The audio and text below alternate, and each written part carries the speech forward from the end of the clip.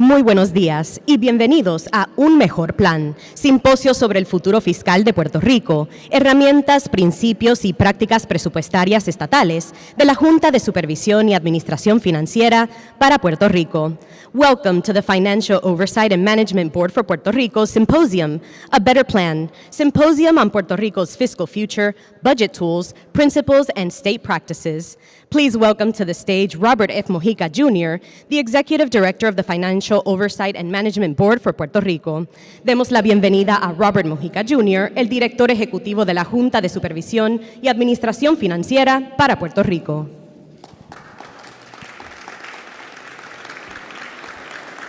Buenos días y bienvenidos. Welcome. I want to thank you all for attending this symposium. It's a discussion about critical issues that every government has had to have and that Puerto Rico is having now. It's a discussion about the integrity, the efficiency, and the transparency of a process that determines how we develop budgets. A little feedback here. Okay. We have budget directors of 5 U.S. states in Puerto Rico today to discuss their experiences with the building blocks of a successful budget process.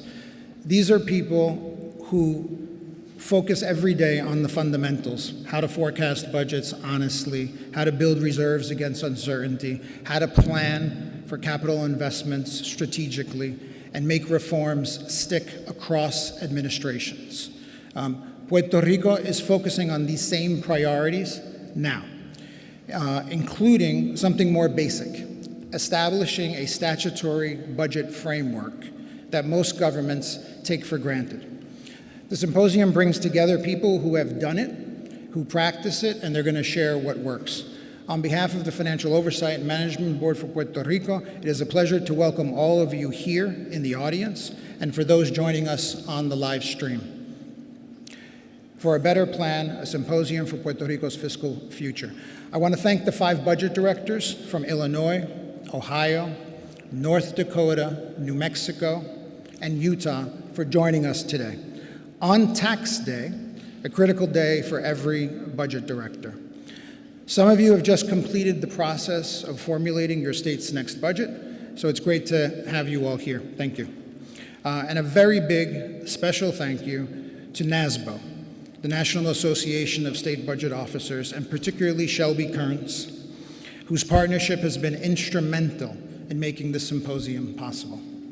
We are grateful for the government of Puerto Rico for their partnership in making today possible, and welcome to Governor Jennifer Gonzalez Colon, OMB Director Orlando Rivera Berrios, and Treasury Secretary Angela Pantoja Rodriguez, and Francisco Dominic, Secretary to the Governor. Thank you for being part of this today. We organized this symposium to support the government of Puerto Rico and the executive and the legislative branches in strengthening fiscal planning and budget processes through the exchange of practical experience and best practices. Why is that important, and why are we doing this now? Because Puerto Rico is at a turning point, and is what Puerto Rico does next will determine whether this movement leads to lasting recovery. Only 4 years ago, Puerto Rico emerged from the largest public sector bankruptcy in American history. The restructuring of the Commonwealth's debt under PROMESA was completed in 2022, and it was a historic achievement.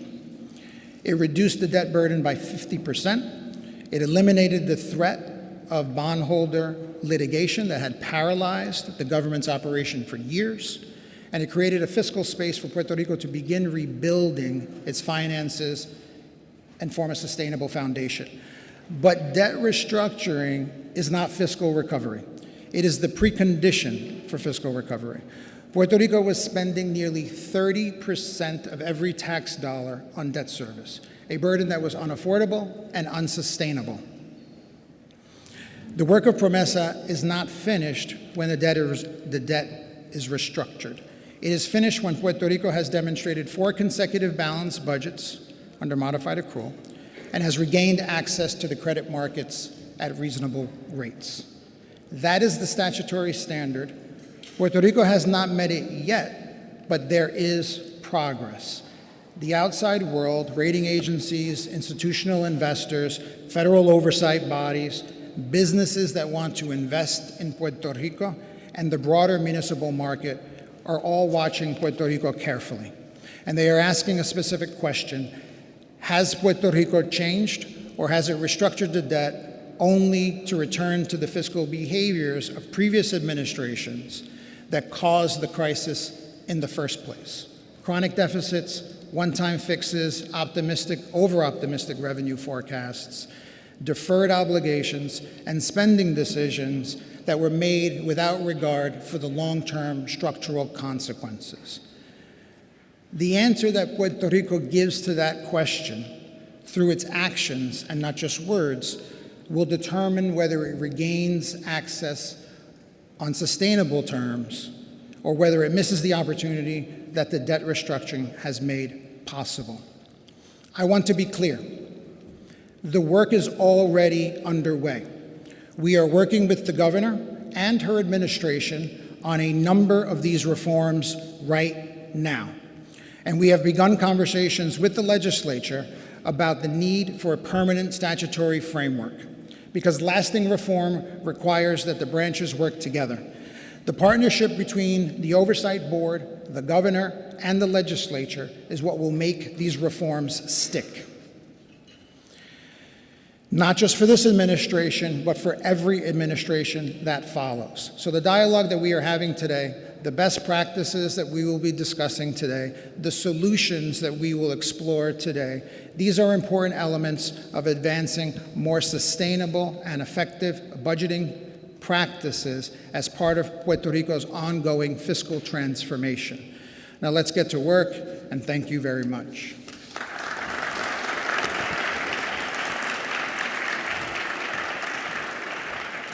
Thank you, Robert. Now please welcome the Governor of Puerto Rico, the Honorable Jennifer González Colón.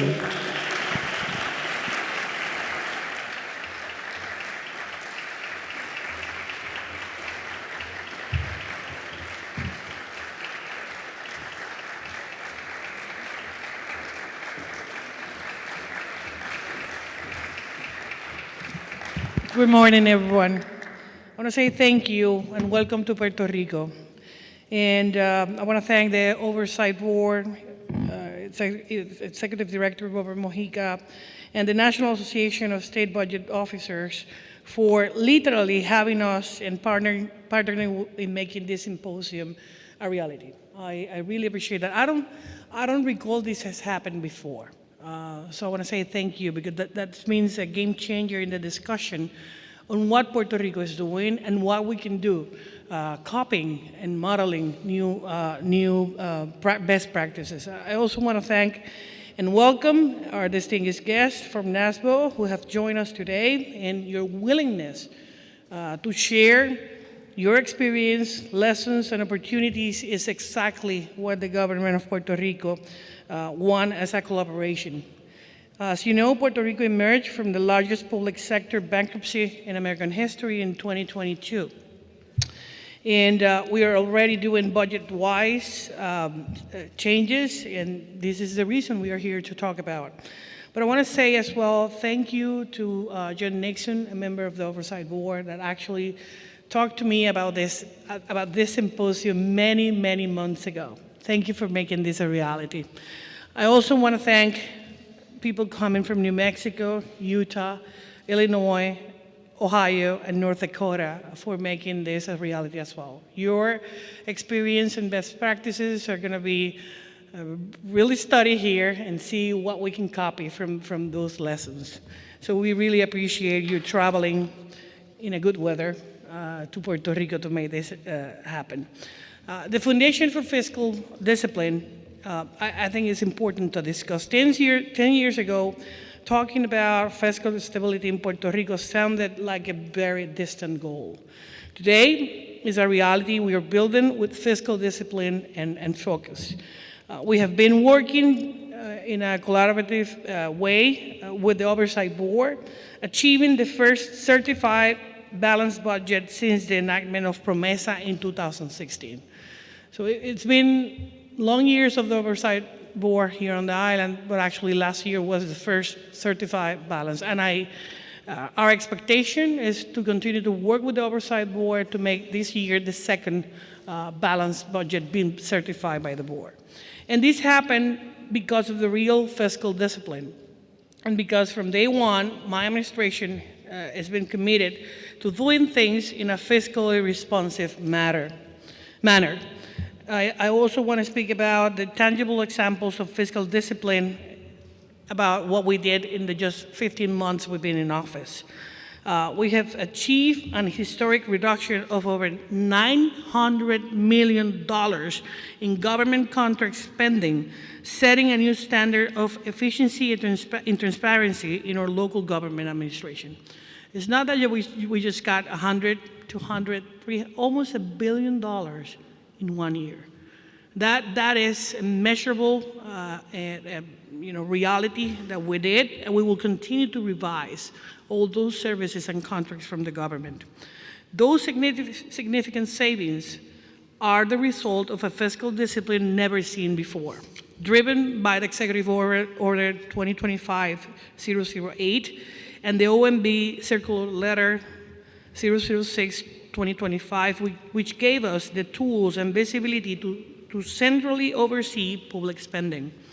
The cost reduction in professional services contracts and a better alignment of spending with the certified budget have allowed government resources to be allocated to initiatives that provide real and immediate support to our people, such as increased funding for special education programs, road improvement, and landslide mitigation, while also strengthening a budget contingency fund. And I will tell you this. We usually have the agencies going to the House and the Senate requesting funds, but there are a lot of changes and what are the priorities for this administration. One of those are going to be infrastructure.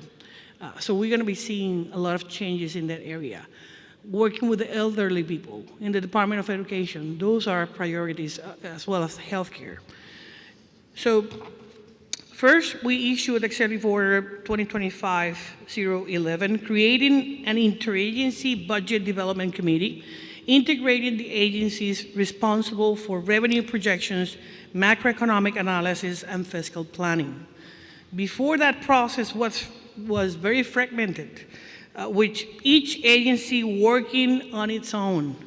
Today, we're working in a coordinated manner, and that allowed the OMB, local OMB, to develop a comprehensive budget master plan, strengthen our revenue projections, increase our reserve, and above all, make better informed fiscal decisions. Second, we brought order and clarity to the process. OMB implemented in less than a year a clear and uniform budget manual applicable to all local agencies. A manual that incorporates best practices from states like New York, Ohio, and Utah, but adapted them to our reality. Every agency must now justify its budget requests with measurable data and metrics, and they are held accountable for such data. Third, we transform how OMB monitors general fund spending. We implemented a data intelligence system, never been on the island before, which allowed the OMB to see on a near daily basis how the general fund budget is being spent, not just to make sure we don't exceed what was appropriated, but to use that real-time information to plan the following year's budget with better data and greater precision. Fourth, we elevated accountability agencies now to report the budget execution on a regular basis in a standardized format, allowing us to detect deviations early and correct curves where needed. And fifth, we began addressing one of our most critical funding sources, federal funding. We are centralizing visibility of federal funding within the OMB and strengthening compliance to ensure that any changes in federal policy do not destabilize our general fund. And if they do, we are positioned to respond quickly as we did during the last year's federal government shutdown. For the first time since the creation of the Oversight Board in 2016, Puerto Rico government is not merely responding to the board's directive on the budget, we are leading the process with them. The collaborative process has resulted in numerous joint working sessions totaling hundreds of hours weekly of collaborative work, producing more deliverables, covering budget and targets, risk and liability analysis, special revenue fund projections, and policy frameworks. This co-leadership model, where the governments drive the budget developed and the oversight plays a supporting capacity building role, is precisely the transition that PROMESA was designed to achieve, and it reflects the maturity of a fiscal institution and the growing confidence that the government can and will manage its finances responsibly and independently once the Oversight Board is gone. We did it with will, with hard work, discipline, and with execution. For this budgetary process, we're still working with the Oversight Board, and our intention is to have the second certified budget during this year. I made a promise to the people of Puerto Rico that we will create the conditions for real, sustained economic development anchored in bringing back manufacturing to Puerto Rico and good-paying jobs. Today, that promise is becoming a reality. Companies like Eli Lilly, Amgen, and many others have made significant commitments to invest and expand their plants in Puerto Rico. This real commitment is about $2.2 billion in new investment and more than 4,000 new jobs committed to manufacturing on the island just in the 2025 alone. And those are a direct reflect and result of the fiscal credibility and stability that the government has worked hard to establish and the pro-growth policies that our administration is putting in place. We are also advancing a comprehensive permit reform because attracting investment is not enough. It's doing business here remains unnecessarily complicated. I want to say thank you again for all of you joining us today. The government of Puerto Rico will continue to work with the Oversight Board to achieve those results and the expectations the people of the island wanted. Thank you, and I hope today you can engage in a productive conversation. I saw the people who are going to be speaking here, and we are very eager to see your recommendations. Thank you, and God bless you all.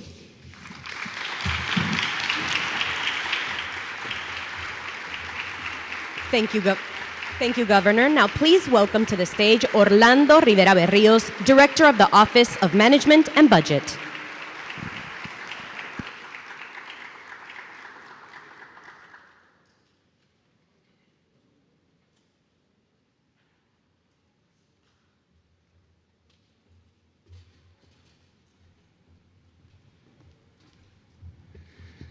Buenos días a todos. Es un placer estar aquí hoy. Gracias a la Junta de Supervisión Fiscal, a todo el equipo fiscal del Gobierno de Puerto Rico.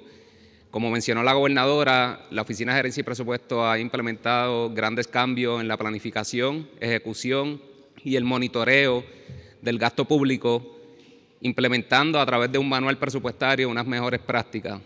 Reconocemos que nos queda un camino por recorrer, pero ya ese camino lo estamos recorriendo, pero de una manera avanzada. Es un placer estar aquí con ustedes, escuchar por parte de directores de la Oficina de Gerencia y Presupuesto de distintos estados. Va a ser favorable para nosotros entender cómo ellos planifican e implementan esas mejores prácticas en su gobierno. De nuestra parte, reconocemos que hay una reforma de presupuesto que tenemos que implementar, pero en menos de un año nos hemos movido hacia eso. Hemos implementado herramientas tecnológicas para monitorear el gasto público, hemos centralizado lo que son las solicitudes de contratación de todas las entidades gubernamentales entre la Oficina de Gerencia y Presupuesto, con el propósito de poder tener visibilidad de dónde se están asignando estos recursos. Desde la Oficina de Gerencia y Presupuesto nos encontramos haciendo cambios estructurales en todo lo que es la planificación, pero buscando cómo centralizamos todo lo que es los supuestos macroeconómicos, las proyecciones de ingresos y fortalecer a la Oficina de Gerencia y Presupuesto para poder mantener un presupuesto balanceado. Como mencionó la gobernadora, el presupuesto del 2026 ha sido uno certificado por la Junta de Supervisión Fiscal como balanceado, pero nos estamos asegurando que ese presupuesto finalice de forma balanceada. Tenemos un reto en hacer cambios estructurales en el marco legal de la Oficina de Gerencia y Presupuesto para poder dejar permanente todos estos cambios que hemos implementado. No obstante, en lo que se construye ese marco legal que estaremos presentando en su momento, hay procedimientos y manuales que no requieren cambios en ley, sino voluntad propia para poder implementar esos cambios en menos de un año. Eso es una realidad y es un hecho bajo esta administración en este año que hemos comenzado. El presupuesto del 2027 ha sido uno colaborativo con la Junta de Supervisión Fiscal. Más adelante estaremos presentando temas puntuales de cómo se están atendiendo y las herramientas tecnológicas que hemos estado implementando. Tenemos que reforzar en todas las agencias y que conozcan cuáles son los recursos disponibles que tiene el gobierno a nivel consolidado y no de manera individual en cada agencia. Con eso en mente, entendemos que el presupuesto del 2027 va a ser uno mucho más estratégico y estar aquí hoy y escuchar todas las iniciativas y las mejores prácticas que se implementan en los distintos estados va a ser favorable para nosotros el poder seguir mejorando nuestra planificación presupuestaria. Agradecido al director de la Junta, a la honorable Jennifer González, director de AFAP, secretario de Hacienda, por toda la colaboración que nos han brindado desde un inicio y en creer que la voluntad va más allá de hacer a lo mejor cambios estructurales en leyes, sino que si tenemos la voluntad de hacer las cosas correctas, podemos implementar cambios permanentes. Así que muchas gracias y esperemos que la pasen un buen día.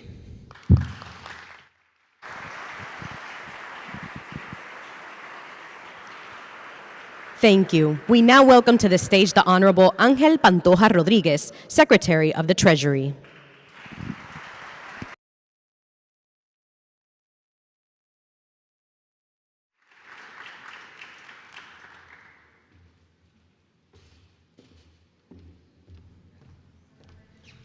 Well, good morning, everyone.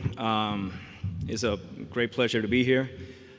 First and foremost, I still would like to know who I have to talk to for organizing the symposium on April 15th.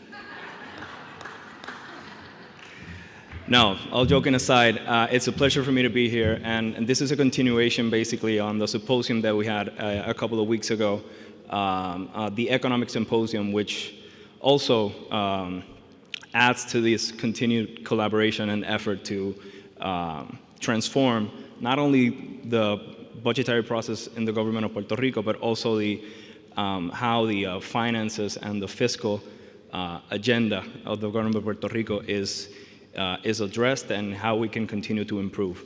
I think the governor and the OMB director summarized really well what have been the achievements of the government of Puerto Rico to this date, but all the work that needs to be done to continue that transformation.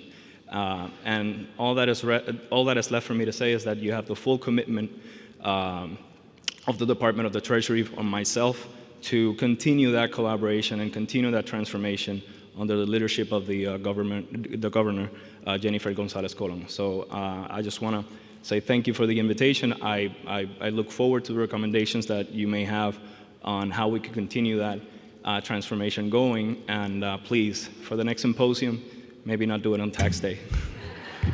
Thank you very much.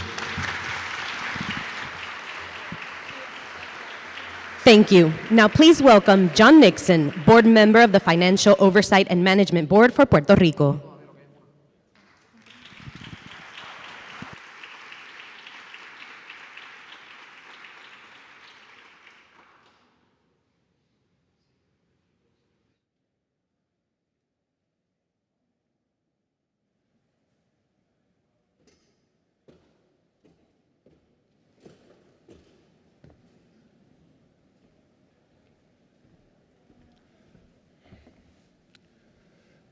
Ok, muchas gracias por haber venido.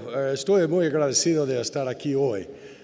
Tengo como 5 años de ser miembro de la Junta y esta es una visión que he tenido por algunos 2 o 3 años para reunir aquí en la isla bonita, la isla Encanta, y traer algunos expertos de los Estados Unidos para venir y tener este discurso sobre un tema que es tan importante a la gente y el futuro de Puerto Rico.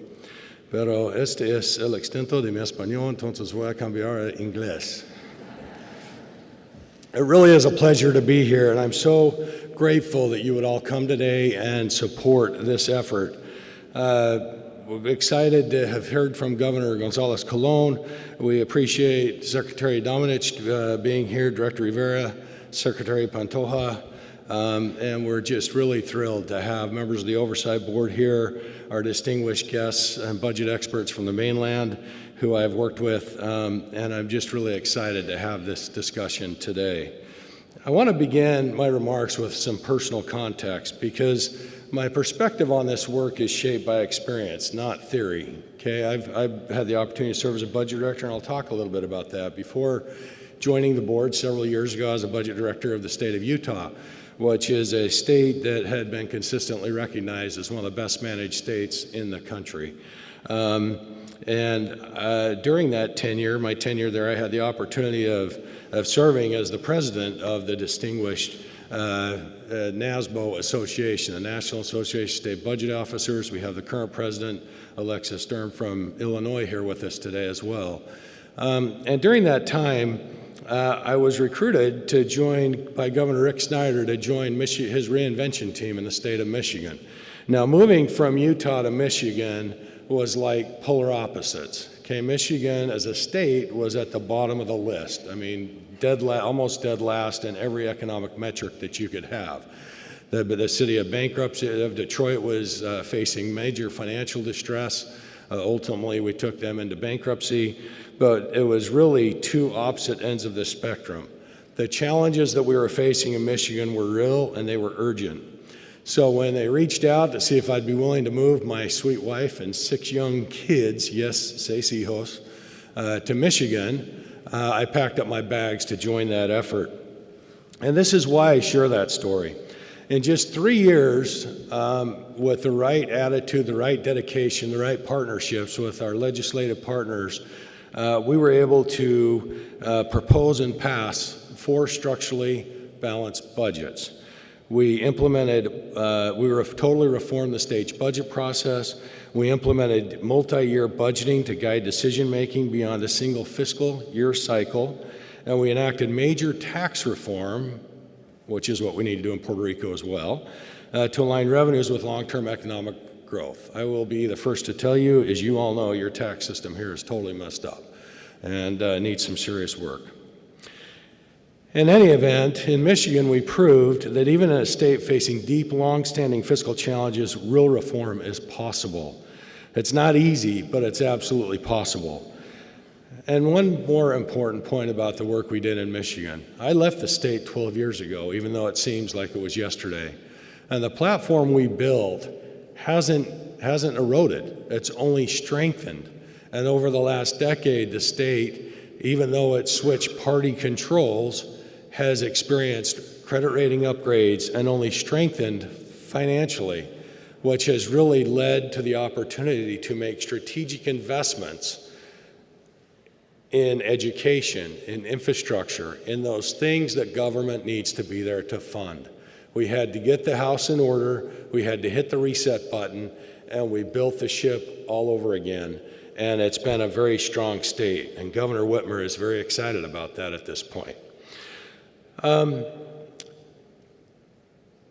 This reform and this change is what led me to join the Oversight Board. When they reached out to me to see if I'd be interested in serving, I saw that same opportunity to do that here on this island, and I got really excited about it. I didn't join the Oversight Board to negotiate with creditors and to solve bankruptcies. I joined the Oversight Board to implement true fiscal reform and to help create a baseline to grow from, a place that all Puerto Ricans could experience success and a positive future. You know, in 2016, Puerto Rico entered bankruptcy with $130 billion in debt. Since then, we have completed 12 of the 13 restructurings. We have one that's still out there that you're all very intimately aware of, and I wish we could get that one resolved here quickly. But it's unfortunately aren't really good answers with the PREPA deal. But this is historic progress that we made on the bankruptcy world. But at this point, we need to talk about implementing fiscal reforms and really building that strong baseline so Puerto Rico can grow and flourish in the purchase. Over the last several years, I've had the opportunity to work with Shelby Kearns, who was the former budget director for the great state of Idaho, which happens to be my birthplace, so I'm partial to Idaho, about having this forum. I said, Shelby, do you think we could bring some budget directors down to the island to generate a discussion, to share best practices? And Shelby, with her board, some of who are here today, supported that effort, and we're so grateful that they did. It's not to come down to tell Puerto Rico what to do or to tell Puerto Rico what they're doing wrong, but rather to share what they've learned, to share best practices and exchange ideas, and to see how to implement and institutionalize true fiscal reform and how they've done it in the real world. The 5 current budget directors who are here with us today collectively manage budgets over $220 billion and provide services to more than 30 million U.S. citizens. In addition to that, if you add in the experience of Director Mujica, Executive Director Kearns, and myself, that number grows to over 63 million Americans and over $570 billion, so over $500 billion. We have a lot of experience sitting in this room today, and we're so grateful to have that here. So the truth is, Puerto Rico's not alone, right? All the states face similar problems. The question is, and the difference is how these problems are addressed, and that's what we want to talk about today. And Puerto Rico over decades has faced persistent financial challenges, in part because of the systems needed to manage those challenges are not in place. And we need to change that starting today. Let me emphasize something that is absolutely critical to the process. This is, and I need Francisco to listen here. I'm glad you're here, Secretary Domenech. This takes strong executive support and leadership, and we're so grateful. I've had numerous conversations with the governor, and I know that she's committed to making a positive difference, and she shares the vision to having a bold and bright Puerto Rico going into the future. And I'm so grateful for her willingness to partner and to move forward in instituting these fiscal reforms. They've already started doing a lot, as you've heard from the budget director and the governor, and we're really excited to partner with her. We also need strong legislative support. We have the chairman of the House Ways and Means Committee. We're so grateful that you would join us today and take time out of your busy work. These are so important, and and if this effort succeeds, it's going to be because of this leadership, but not only at the elected official level and senior administration, it's the people that are actually doing the work that need to have the tools and the resources to be successful. Before I close, let me recognize some of the work of the Financial Oversight Board. When Executive Director Mujica made the decision to leave his post in New York to serve as Executive Director, I was extremely grateful. When we were looking, when Natalie left, I knew we needed a budget director to come in who really understood these fiscal best practices.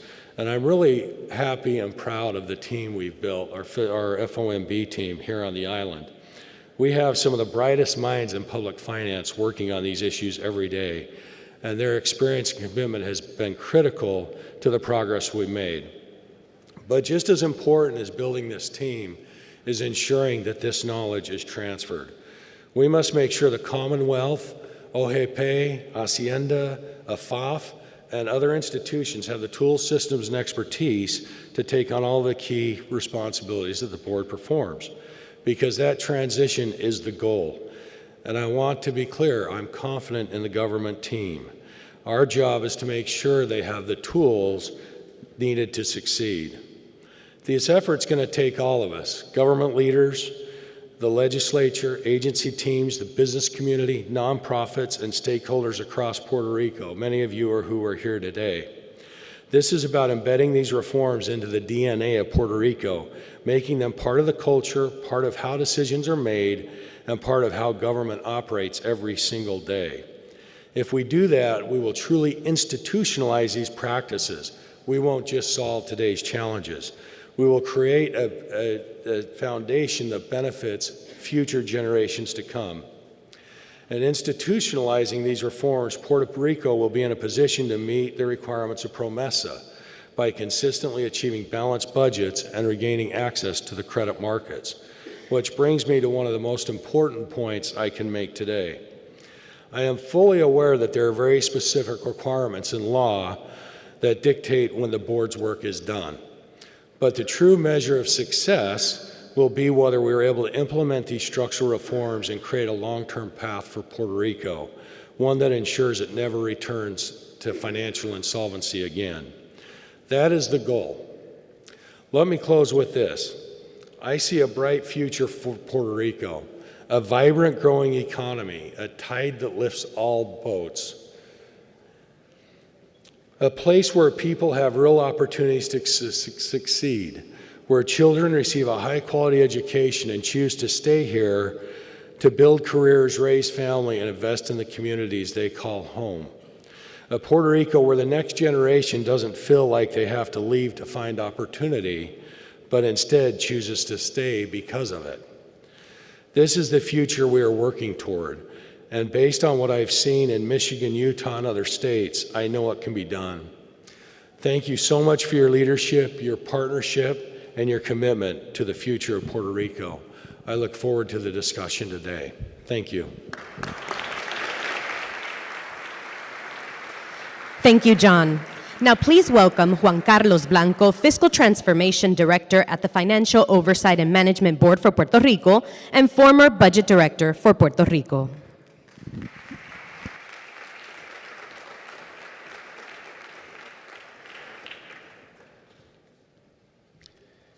Good morning, and thank you for being here today.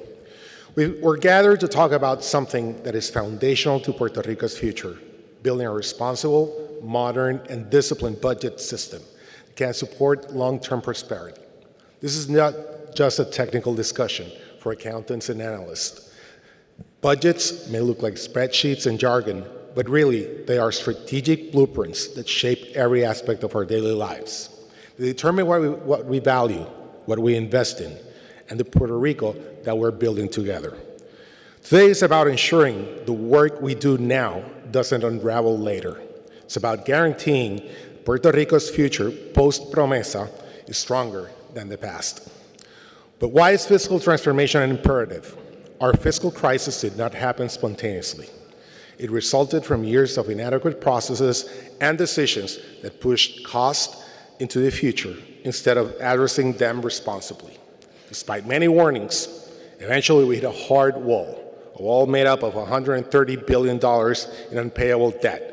And we had to learn a painful lesson. Without institutional safeguards to plan, manage risks, and live within our means, the system inevitably will break. We've made enormous progress. Debt restructuring lifted a massive burden, but restructuring is not a cure. It's a reset. If we don't institutionalize fiscal responsibility now, we set the clock for the next crisis. Permanent budget transformation is the only path to consistently balanced budgets, restored market confidence, and a government that never repeats the pre-crisis failures that harmed our people. To move forward, we must be clear about what transformation budget is. Some may think it's simply about fiscal controls or checking boxes to end the Oversight Board's mandate. Yes, those things matter, and they matter a lot. But the transformation goes far deeper.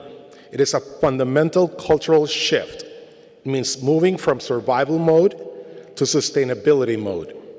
Moving from how do we get through this year to how do we thrive for decades. Budget transformation is not a temporary fix or a stack of new reports. It is the modernization of how Puerto Rico plans, allocates, executes, and oversees public funds. It includes informed forecasting, disciplined budgeting, more transparent reporting, multi-year planning, and modern integrated financial system. This transformation does not occur in a vacuum. States across the U.S., including the ones represented here today, face the same challenges and use similar tools to stay ahead of fiscal risk and safeguard sustainability. Our peers face our same struggles, and we can learn from proven models to build a stable foundation for Puerto Rico's future. Then, what is our goal? Responsible fiscal policy is more than balancing next year's budget.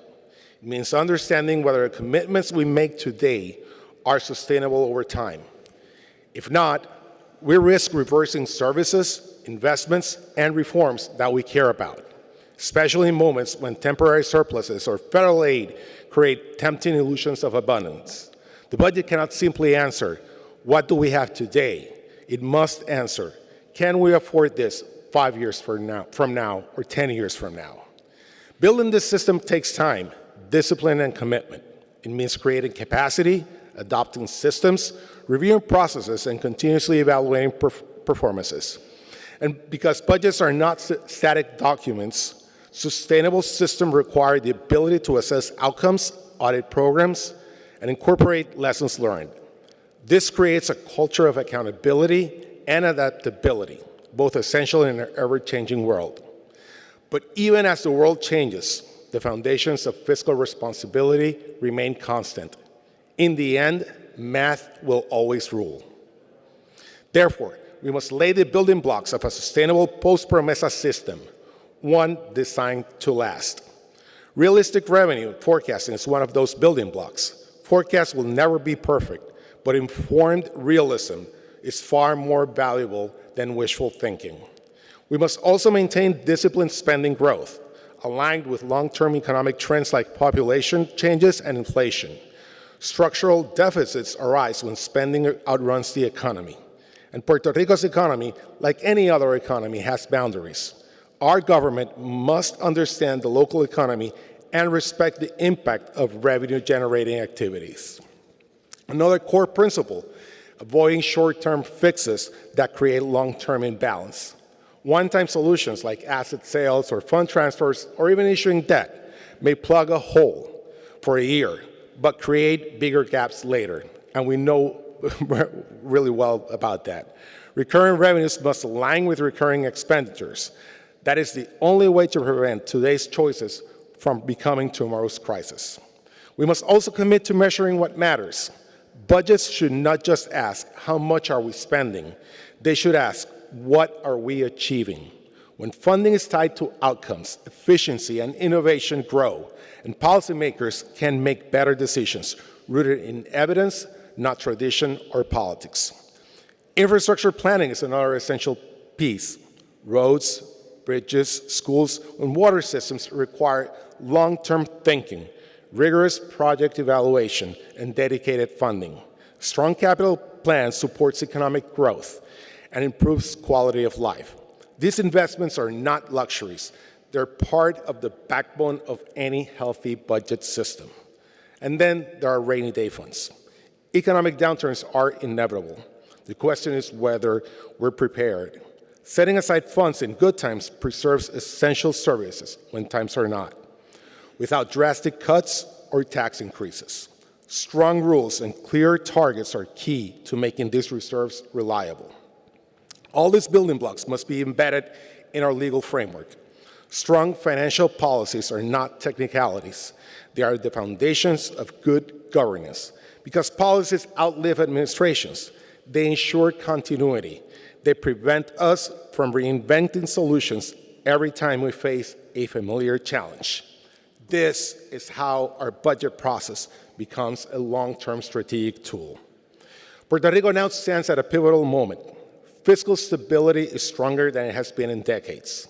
We have a real opportunity to embed practices that protect us from future crises, improve transparency, enable strategic investments, and ensure that public resources achieve measurable results.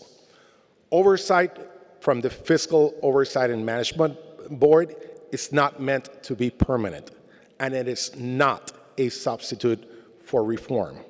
Our long-term future depends on ownership of this transformation. And why does transformation matter to the average citizen? because responsible fiscal management is about capability.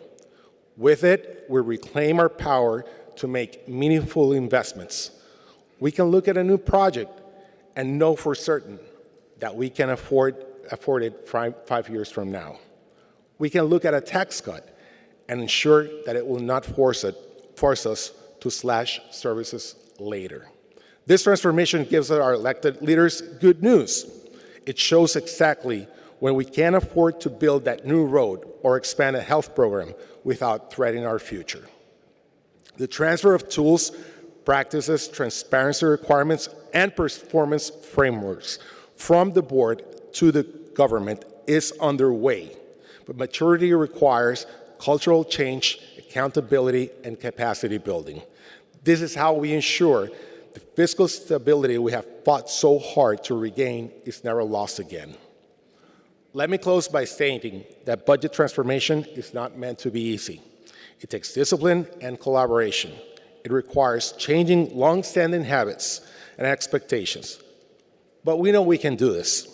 Other states have done it, and Puerto Rico has already proven its ability to overcome enormous fiscal challenges. To the key players in government and the public sector here today, this is our opportunity to move from being overseen. This transformation is about our buy-in. It's about building a government capable of sustaining stability long after the board is gone. Today is about taking the next step, from fiscal stress to structural reform, from crisis response to long-term stability. This is a once-in-a-generation opportunity. Let's build together a system worthy of Puerto Rico's future. And let's make sure the progress we achieve today endures post-promesa. Thank you.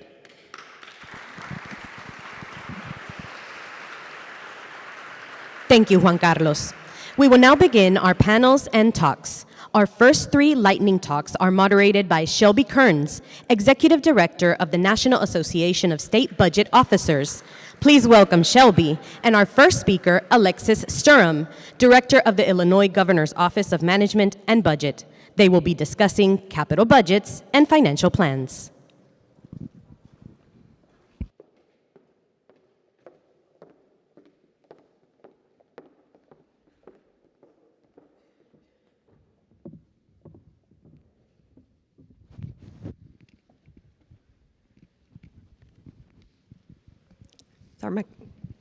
Is it on? First, I want to say thank you for inviting us to spend Tax Day in such a beautiful part of our nation and for such a warm welcome to your home. We appreciate it very much. Alexis, as we dive into capital spending, I know the first thing that Governor Pritzker did when he was elected governor and you became budget director was to do a $45 billion capital plan to address capital needs in Illinois.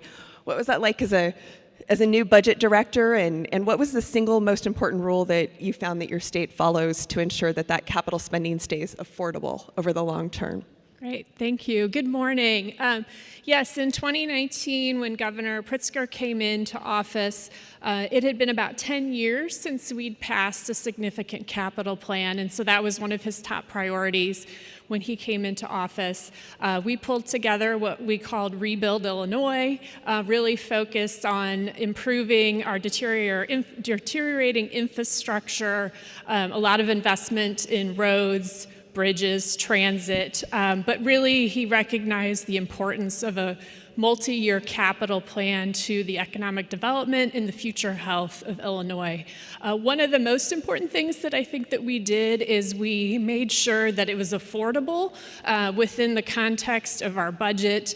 We'd had budget challenges for several years leading up to the governor coming in, and we set aside the revenues that we raised for capital. We did some changes to about 12 different revenue streams, set it aside, did modeling for 5 or 10 years to try to identify what was affordable with that revenue stream, and then did a mix of pay-as-you-go funding and bonded capital that would then be supported by those set-aside revenue streams.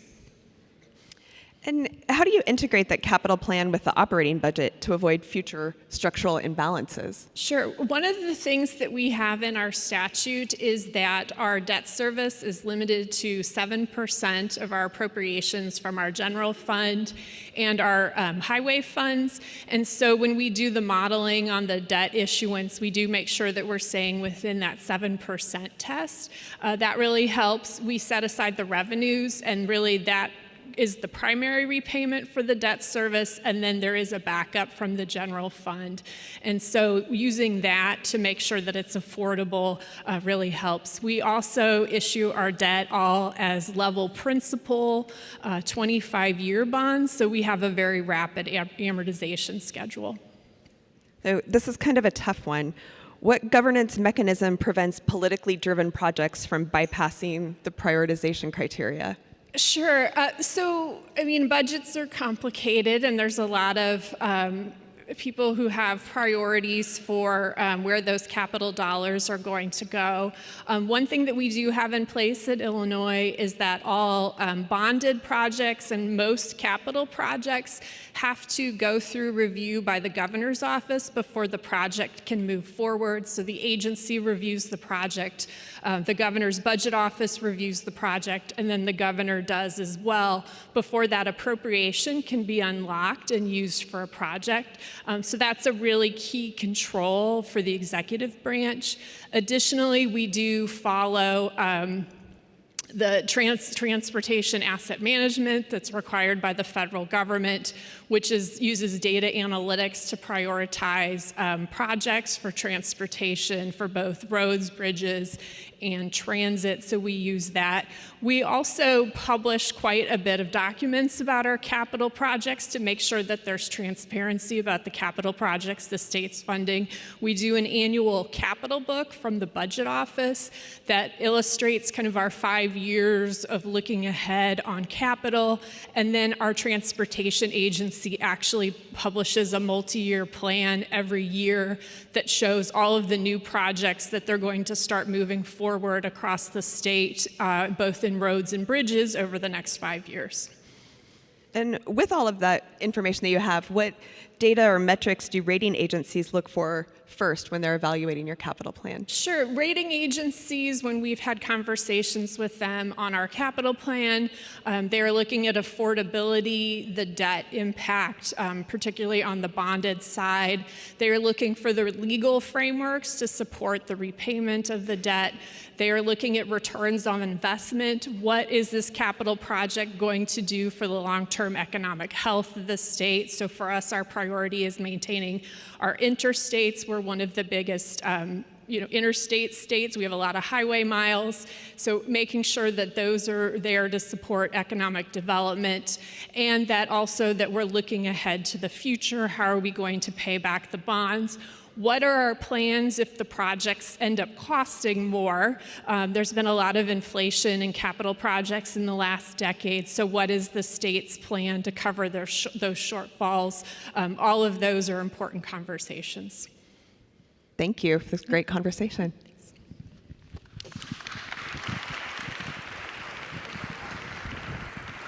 Thank you, Shelby and Alexis. Now it's time for our first panel. This panel focuses on solutions that stick, practical lessons from U.S. states, and how states have approached key budgeting challenges. Joining the discussion, Christina Frass, Assistant Director of the Ohio Office of Budget and Management, Joe Morissette, Director of the North Dakota Office of Management and Budget, and welcome back Alexis Sturham. The Oversight Board's Fiscal Transformation Director, Juan Carlos Blanco, will be moderating this panel. Please welcome them all to the stage.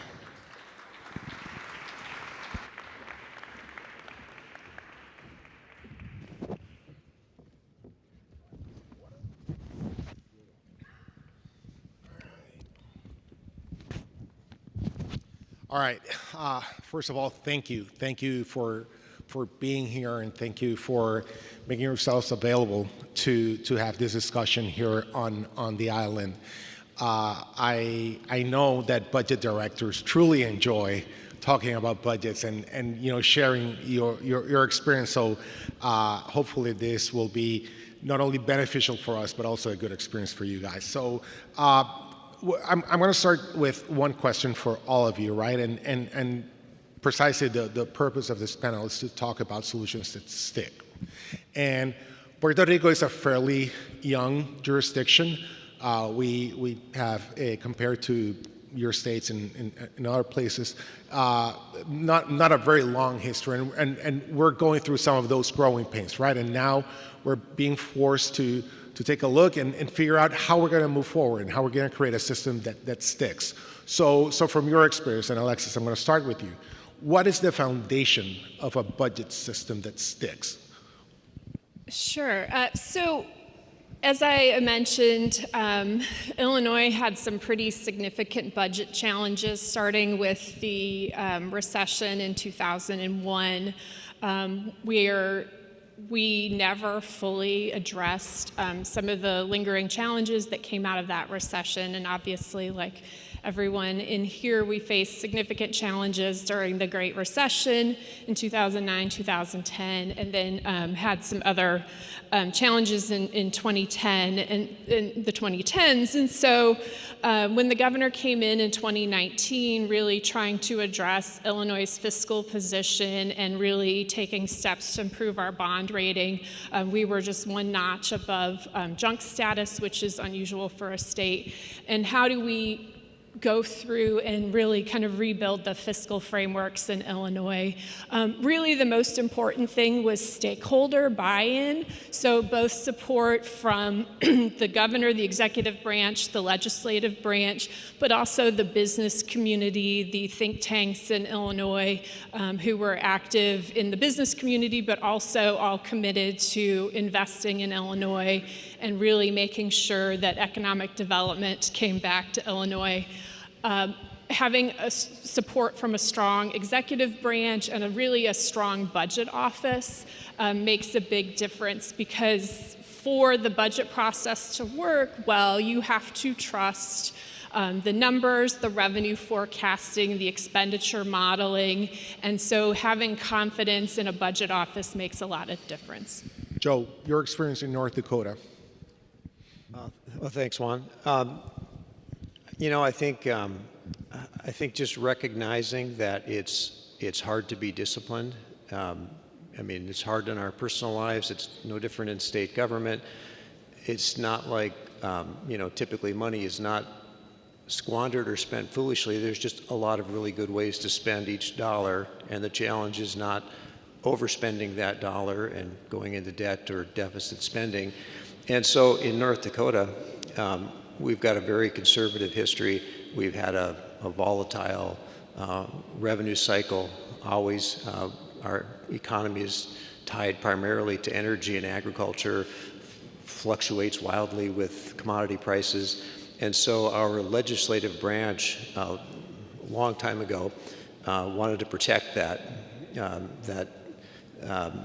protect the state budget in times of volatility.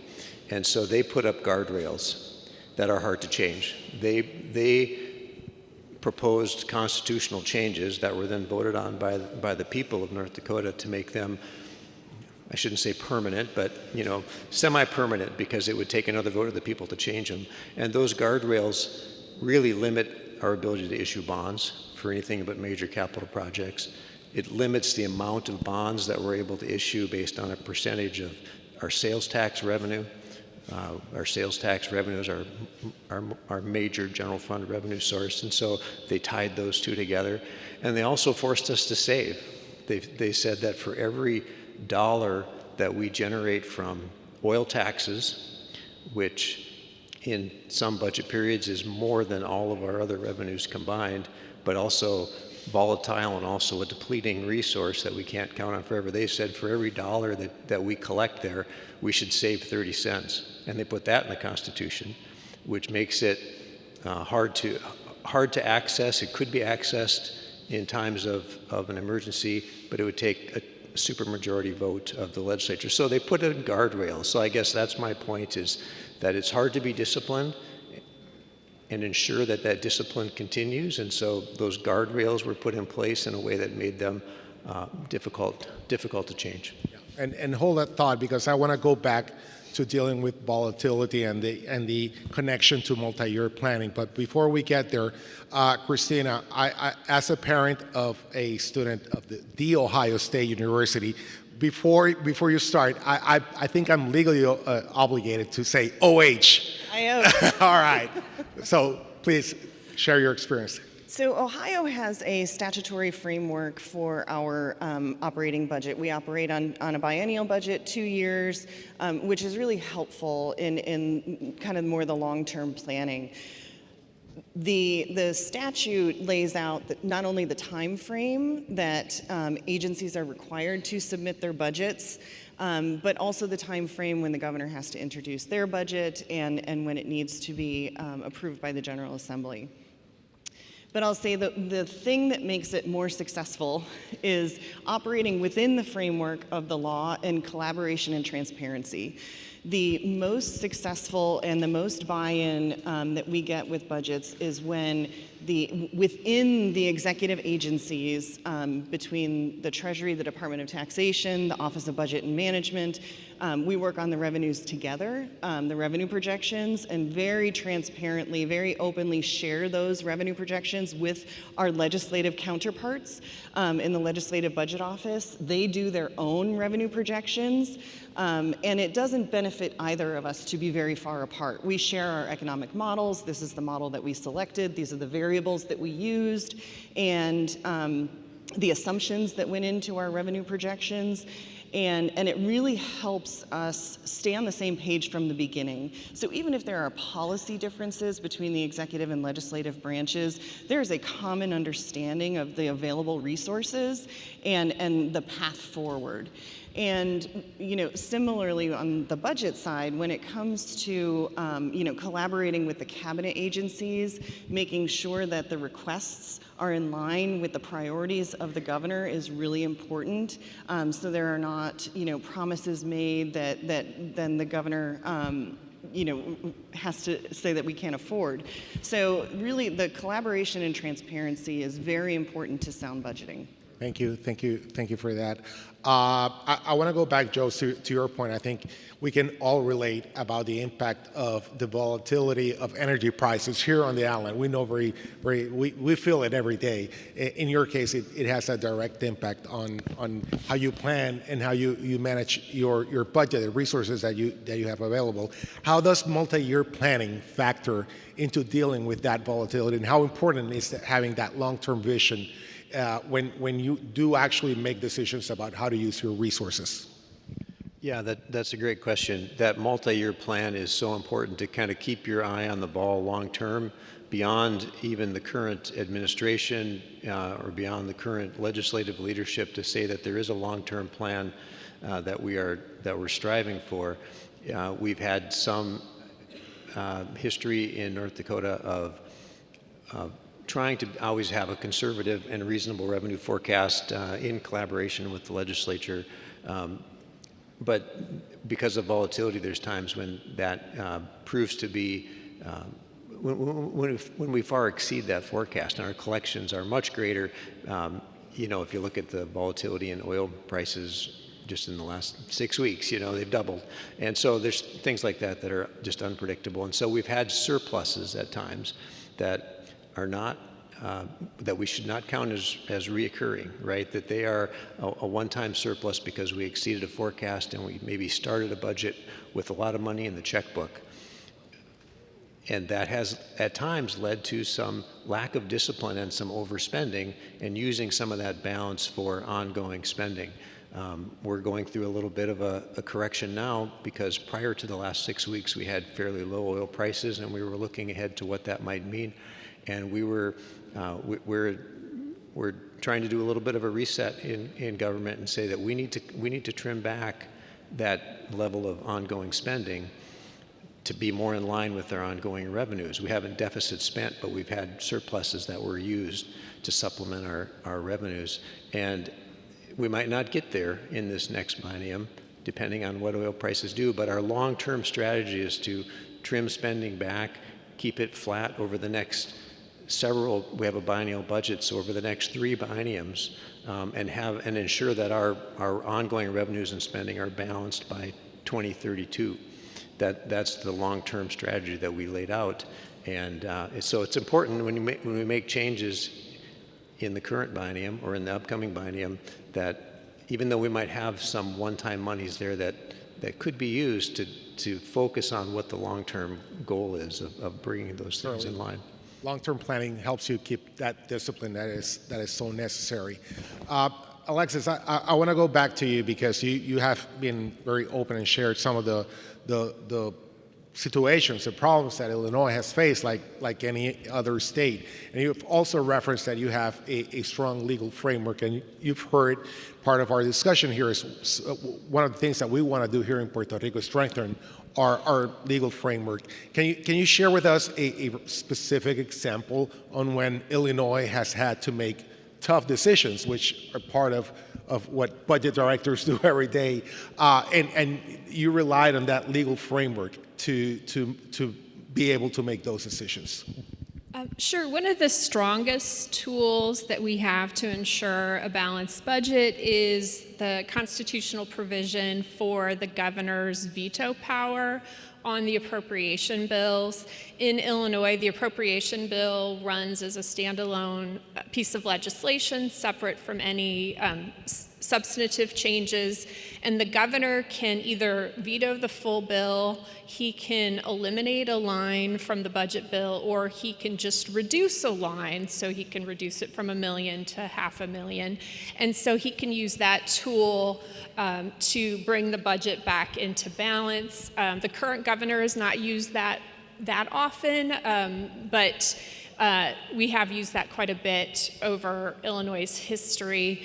Additionally, we do impose reserves on the agencies or holdbacks of appropriations. So we did do that this fiscal year when we saw some of the revenue impacts that were coming from legislation that was changed at the federal level. We did work with all of our agencies to try to reserve and reduce some of our spending plans for the year to bring the budget back into balance. And Christina, in the case of Ohio, a legal framework is only as good as your ability to enforce it. So in your case, who is the bad guy? Who's responsible for enforcing that legal framework? Again, it's really about collaboration. So I think, good communication with our legislative partners is really important. The governor gets the first crack at the budget. So we introduce the budget. It is statutorily and constitutionally balanced. Then what the General Assembly, what the legislature does with it after that, like Alexis said, we have veto power. The governor has veto power eventually at the end to ensure that what is passed is balanced. But really, there is a lot of work. Our General Assembly, our legislature has wanted to cut the income tax over the last 20-something years. And it is a lot of collaboration to make sure that that is sustainable and sound. In which increments? Do we eliminate brackets? Do we just reduce across the board? The legislature relies very heavily on the executive agencies, the Department of Taxation, our Office of Budget and Management, to score the legislation that they propose. And it is that back and forth that allows us to be sustainable. We always bring receipts, right? We show the economic models, we show our projections, and are very honest with what we think can be afforded. And so I wouldn't say there's one hammer, but I will say there's a lot of back and forth. And if I take one learning from each of your experiences is that a good sustainable legal framework builds that collaboration in the front end. And you, throughout the process, you have everyone on the table and everyone participates, and that just makes it easier and it makes it sustainable. That's what exactly makes it sustainable. So that's a good insight on how that legal framework should work. I want to move to a different topic. And Joe, I'm going to start with you and about disclosure and transparency and the importance of sharing information publicly, and North Dakota is recognized as one of the states that has the best disclosure, policies and practices. So can you share some of that, the importance of being open, of being transparent, and having that level of disclosure, both with the residents of North Dakota and with the capital markets? Sure. So in terms of sharing information with the public, we have we have certain transparency requirements that the legislature has actually put in law for things that we are required to have available to the public in terms of understanding state spending and where the tax dollars go. All the budget documents that are prepared that reflect the executive budget and those that are prepared after session that reflect the legislative budget are available to the public. One thing that's, I think, really helped public engagement in the whole process has been a significant investment during COVID that an investment in technology and people in the legislative branch, I guess, that allowed kind of a live streaming of all legislative activities and even allowed for remote testimony so that North Dakota is a state with a small population but a fairly large geographic area and climate that sometimes makes it difficult to travel during a legislative session in the winter. And so it allows remote testimony now from folks that can be in remote parts of the state but still offer their input on bills, and they can be engaged in the process. And so I think that level of remote interaction that is now possible has really increased transparency in the entire legislative process, including the budget. No, thank you. And I do have one recommendation. When weather gets tough during the winter in North Dakota, Puerto Rico has really warm tropical weather. So you're more than welcome to bring your legislature and have a remote meeting here on the island. Alexis, I want to go back to something that you mentioned during your lightning round, and I'm a big fan of of Illinois' book on capital. It's publicly available, and I strongly encourage everyone to take a look at it because it's not only a book on what Illinois does, but it has a really good disclosure on what capital planning and budgeting is. It's almost like a textbook. And especially in light of the challenges and the situation in Illinois, how important has it been for you as a budget director and for Illinois as a jurisdiction to have that level of disclosure and have that book out there? Yes, so I actually brought you a copy of the Capital book, but this is our publication that we put out annually. This is the Capital budget. The operating budget book is another 600 or 700 pages. Overall, Illinois is about a $200 billion appropriation across all of our funds. And so it is really complicated, but we do our best in the Capital budget book to tell the story of capital and not just list projects, but kind of provide updates on what our projects are doing and the impact that they're having, and really go into details on the revenues that are supporting it. And we do multiple levels of documents. So we do the really detailed ones. We have Excel sheets that have all 10,000 lines of our budget. And then we have a shorter PowerPoint that tries to communicate the story of the budget. And one of the things going through the book and taking a look at it, and one of the things I think is really valuable is for people who work in budget offices and people who do this every day, some of these conversations might be second nature, but it might be difficult to convey that message to the rest of the population. I think you guys do a really good job in explaining the basics and bringing it to a level that people can understand and can relate to how it impacts their daily lives. Ohio, Christina, in your case, and I want to ask specifically about disclosures on reserves. How do you manage reserves, and how do you disclose that process of setting aside money for reserves? So again, there's a statutory framework.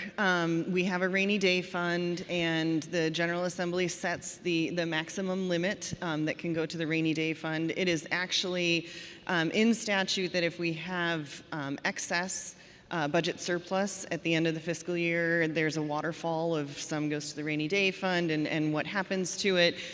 So it's very prescriptive in law, but we are very transparent about where our rainy day fund is. We have the Ohio Checkbook, ohiocheckbook.gov, and it has a page that shows every time we make a transfer to the rainy day fund, how much is there. There's a little description with the statutory requirements. So with the rainy day fund, it is very transparent. It is in statute. We have other reserves that we've been very transparent about, particularly during COVID. We set aside a Medicaid reserve fund, HHS reserve fund, because we knew that when the enhanced federal match went away, our enrollment would still be high. So we set aside a special reserve fund using that enhanced match, such that we could manage the rollback of enrollment on Medicaid. And we worked with the General Assembly on that. We were very transparent with all of our testimony on how much is there. The other benefit of the checkbook is that the general public can see every penny that is received to the state and every penny that is spent from the state. Every transaction, revenue and spending, is on a website for the general public. It reminds us it is not our money.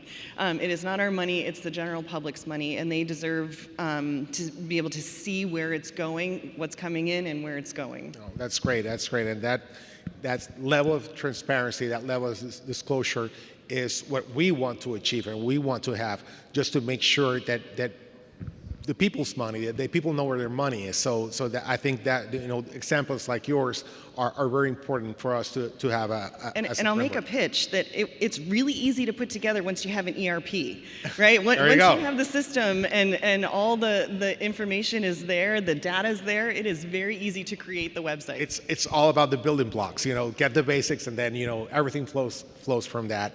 So and the ERP system, Puerto Rico has been working on an ERP system and trying to address the disconnected accounting systems that we have. But once you have that foundation, it allows you to do something like that. So that's one of the practical benefits and importance of having connected systems that work.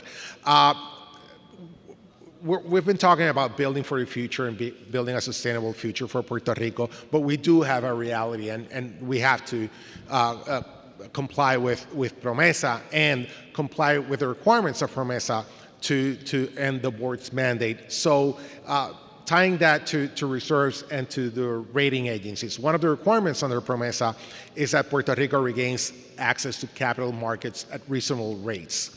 So, Alexis, in your experience, in your case, how does your reserves policy and your reserves disclosure tie to what the expectations and the criteria of the rating agencies are? We've spent a lot of time with the rating agencies in the last 7 years and have really tried to dig in and understand their methodologies. 2 of the 3 that we work with primarily have pretty transparent rating scorecards that they use, where really you can take your own data that you have for your entity and kind of plug it into their database and predict a rating. The other one's a little more based on the analyst's feelings, but you can really see the impact that reserves have in the rating scorecard, and that was one of the reasons that we have really focused on building reserves in Illinois as part of our strategy to improve our credit rating, because you can see, for Moody's and S&P, there's 6 or 7 factors, and reserves is really one of the heavily weighted ones, that and debt burden, and so we've kind of tried to focus on those. Building the reserves was a little easier than paying down some of our debts, and so that was one that we did focus on. As Joe mentioned, there were some examples of significant surpluses in the last few years, and really, rather than trying to use that for ongoing spending, we use that to pay down our debts and build our reserves as part of that overall strategy with the rating agencies. And that's one of the many reference points that we're using to design this new system for Puerto Rico, not only because it's related to PROMESA, but because that's what the market expects. That's the criteria that apply to Illinois, to North Dakota, to Ohio. It's the same criteria that they will apply to Puerto Rico. So if we want to design a system that's consistent with the market and it's consistent with expectations, that's a reference point that we certainly need to look at. And Joe, you talked about the volatility and the discipline and resisting the temptation of using funds when you have surpluses. But looking at the flip side, how do you resist the temptation, or how you put guardrails into your reserve system so that you don't overuse them when you don't necessarily get the revenues that you were expecting? Yeah, so it's a combination of statutory and constitutional frameworks that govern what goes into the rainy day funds and what the balances are. We have our primary rainy day fund is called the Budget Stabilization Fund. And it sounds like it's similar to Ohio, where if we have an amount of money at the end of the biennium in our general fund that exceeds a certain threshold, that will get transferred in to replenish that fund or bring it up to the right level. It's capped in statute at 15% of our general fund spending. Anything over that will go back to the general fund as earnings. And that's a statutory framework, and so it could be changed, but the legislature has been very supportive of keeping that money there because they've seen, especially the legislators that have some tenure and have been around, they've seen volatility, they've seen ups and downs in the cycle. There's been times when we've needed that money in the rainy day fund, and so they're protective of that. So I guess that legislative buy-in and understanding, kind of that historical perspective is super important. And in terms of dealing with the rating agencies, we always get somewhat low marks for the volatility of our revenue streams and the concentration of risk that we have in energy and agriculture sectors, which is just an unavoidable fact based on how, even though there's diversification, we're still concentrated in those areas, and so it's subject to swings. But we do get high marks from the rating agencies because we have those reserve funds, and they see that as adequate insurance against the volatility that will certainly come. And again, it goes back to the framework and to the system, and having not only the rules, but then the practices and the visibility and information systems to be able to monitor and make sure that you're sticking to that framework that was created. One of the things that I heard from other budget directors, that budgeting is many times making decisions today while you worry about the future, and that's part of a critical part of being a budget director. In each one of your experiences, how do you reconcile priorities, knowing that you don't have unlimited resources? There are constraints to the resources that you have available, and that you have needs that are there today, but that you also need to be responsible about the future and making future commitments. So Christina, why don't you take a first stab at that? Yeah, it's all about prioritization. Once you start with the revenue, what revenue is available, what are the needs, and you work through the priorities, and it's hard, and no one's, everyone is never happy. In the times where there maybe is a surplus, we feel like revenues are doing well. It is really, really important to do those multi-year projections so that is this one-time revenue where we have to prioritize one-time spending, or do we think that this is a new level? Our governor talks about planting trees a lot, planting trees under the shade of which he will never see. And when it comes to spending surpluses, we really look to those one-time things that would benefit for future generations that might not otherwise be incorporated into the budget. I actually love that analogy because that's exactly what many times budgeting is. You are planting trees and you don't get to see the benefit of a tree growing for maybe 10, 20 years. We got to make sure that you plant it right in the right place and you give it a chance to actually grow and bear fruit and give shade and all that. So that is actually a great analogy for what we do. Joe, how about you guys? So, I mean, that is the kind of the fun of our jobs, I think, and the challenge of it too is that balancing of priorities and working with starting with the governor and defining what that level of resources are going to be, having a reasonable, trusted forecast that in our case is, because of small staff size, we work in collaboration with an external consultant to bring validity to that number that we start with, but then taking whatever that level of resources is and working with the governor to fit his priorities within that. And then we always start from a place of balance because we have that constitutional requirement for the governor's budget to be balanced. And you know, we collaborate with the legislature, but of course they're going to make their own changes and set their own priorities, but there is that balance of power. The governor in North Dakota does have some, although not as broad as Illinois, but some veto powers, and so that ensures that in the end there is still some alignment with those priorities that he has set, and there is still that constitutional requirement that budget that passes through the legislative process is still balanced and is not resulting in a deficit for North Dakota. Alexis, Illinois, how do you establish and act on priorities?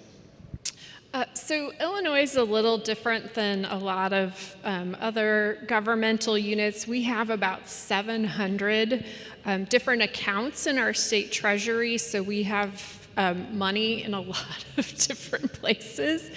So the revenue forecast then is really important. We do a revenue forecast for each of those separate accounts. And then, you know, we work with our agencies to identify really what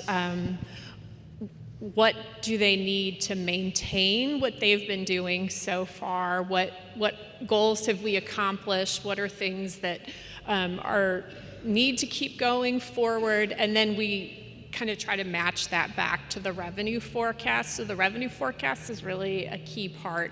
And then it's a little bit like a puzzle because of all the different funds that we have to try to make it work. And then we do often get to a point where we then kind of take it to the governor and say, okay, you know, this is the remaining problem that we have. Are you comfortable with proposing these cuts? Obviously, the legislature has to pass it, but are you comfortable with making these cuts? Or are there revenue adjustments that you want to propose in your introduced budget that you feel comfortable with? Are there, you know, new priorities?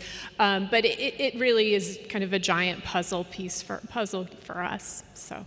And you bring a very important point, and I just want to highlight is that each one of your states has its own process, and there are differences, but the building blocks are the same, and the principles are the same. And I think that's an important part of the message that we're trying to convey here today, that there are certain things that are standard, and you can adapt them to local situation, the size of your economy, the 700 accounts that you may have. But in the end, it's all about knowing what your revenues are, making informed decisions, and monitoring and being transparent about that. So I think we can see consistency within the differences that each one of you have presented in your situation. And I know we're running up on time, so I want to do one final question for each of you.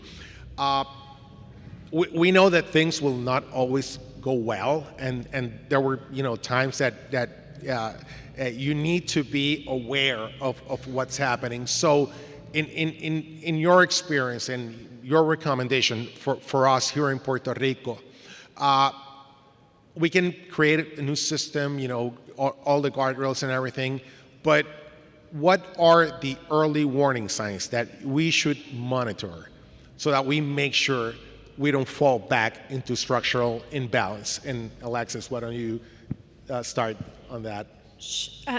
Yeah, so my background started in revenue forecasting, and as far as warning signs, we monitor our revenue collection on a daily basis, weekly basis, monthly basis. We publish our monthly expenditures and revenue report to try to show stakeholders how our revenues are coming in. So that's the first early warning sign, is either something's off on the expenditure side or the revenue side. When you're doing a multi-year forecast, what's a big concern is if your expenditure modeling going forward is growing faster than your revenue modeling. And so you then have to have that conversation with the governor and the legislature on that's going to cause problems in the out years. And so really those are the places where we start. And then how we're using one-time revenues. So if we do have one-time revenues, what are we doing with those? That's a big warning sign. Are we using that to pay off debts or to set aside reserves, or are we using it to support ongoing spending? Christina, what should we looking out for in the future to make sure that we don't fall back? Yeah, so Ohio also does monthly financial reports. We monitor the revenue and spending daily, and we publish a monthly financial report to the governor, and it has economic data, so leading economic information. Because we're heavily sales tax state, we watch the consumer sentiment index. We watch, there's a lot of leading economic indicators that we watch to kind of tip us off of how things are going. But we monitor the revenue and expenses on the revenue side. We break it down to a very granular level that we're monitoring so that we know what's happening. If we see higher receipts one month than what we anticipated, do we expect to give refunds in the spring? Is it timing, or is it real? And we have those conversations with our agencies on the spending side. So if something is spending ahead of schedule, is it really ahead of schedule, or is it just timing of they paid something out before they thought they would? So it is that level of granularity that we do on a monthly basis, and we make public so that the public can see, do we expect to actually land where we said we would, or are we running ahead of schedule on either revenues or expenses? No, that's great. And Joe, in your case, any recommendations, any thoughts on what that monitoring system should look like? What should we should be looking for to avoid falling back? Well, I guess like Illinois and Ohio, we do watch our revenues closely. Our tracking and our is monthly, mostly on the revenue side, not so much on the expenditure side. There's certain statutory checks that make sure that spending is following the right pattern, but we watched our revenues closely. We publish that monthly to the public and the legislature, those tracking reports. And then we do have a mechanism in North Dakota where if it looks like our revenues are missing the forecast on the negative side, in our office we have the ability to do a new forecast, and if we would determine that we would be looking at a shortfall because of a revenue decline, we can, through the executive branch, we can reduce spending and to make sure that we come in line. And we actually have to do some of that reduction before we can even access our budget stabilization fund. So there's kind of a dual process in place where in the executive branch we can reduce spending and access the budget stabilization fund to make sure that we stay in balance. All right. One final thought, and before I let you go, and again, I want to thank you all three for being here and sharing your time with us, and not only sitting here and being part of the panel, but I know that you've invested time in learning about Puerto Rico and learning about our situation, getting prepared to be here and be able to share your experience. So I want to ask you, final thoughts with one very specific question. In your experiences as budget directors, as people who've devoted a significant part of your professional life to work on budget offices and deal with these issues, can we do it? Can Puerto Rico do this? Can Puerto Rico do this fiscal transformation? Christina. Oh, sure. Yeah, I mean, it sounds like you already have the will and you have the beginning of the structure. It's hard work. It's a lot of hard work. And it's collaboration and understanding there's competing priorities. There are always competing priorities. And everyone is never going to be happy all the time. But it can absolutely be done. Can we, Joe? I think you absolutely can. Puerto Rico is no different than the states represented here or states around the country that each have their own unique challenges, and our challenges in North Dakota are different than the states on each side. I mean, we each have our own challenges. It takes collaboration, the will to do it, the desire to create guardrails and framework that ensure fiscal discipline going forward, but it absolutely can be done. Alexis, you're closer. Can we do it? Yes. I mean, as they've said, it is a lot of hard work, but when you have a lot of love for the work that you're doing and the people that you represent, the taxpayers, and the people that depend on us, you just throw it all in and you can get it done, because really the budget is one of the foundational pieces to economic stability and economic development.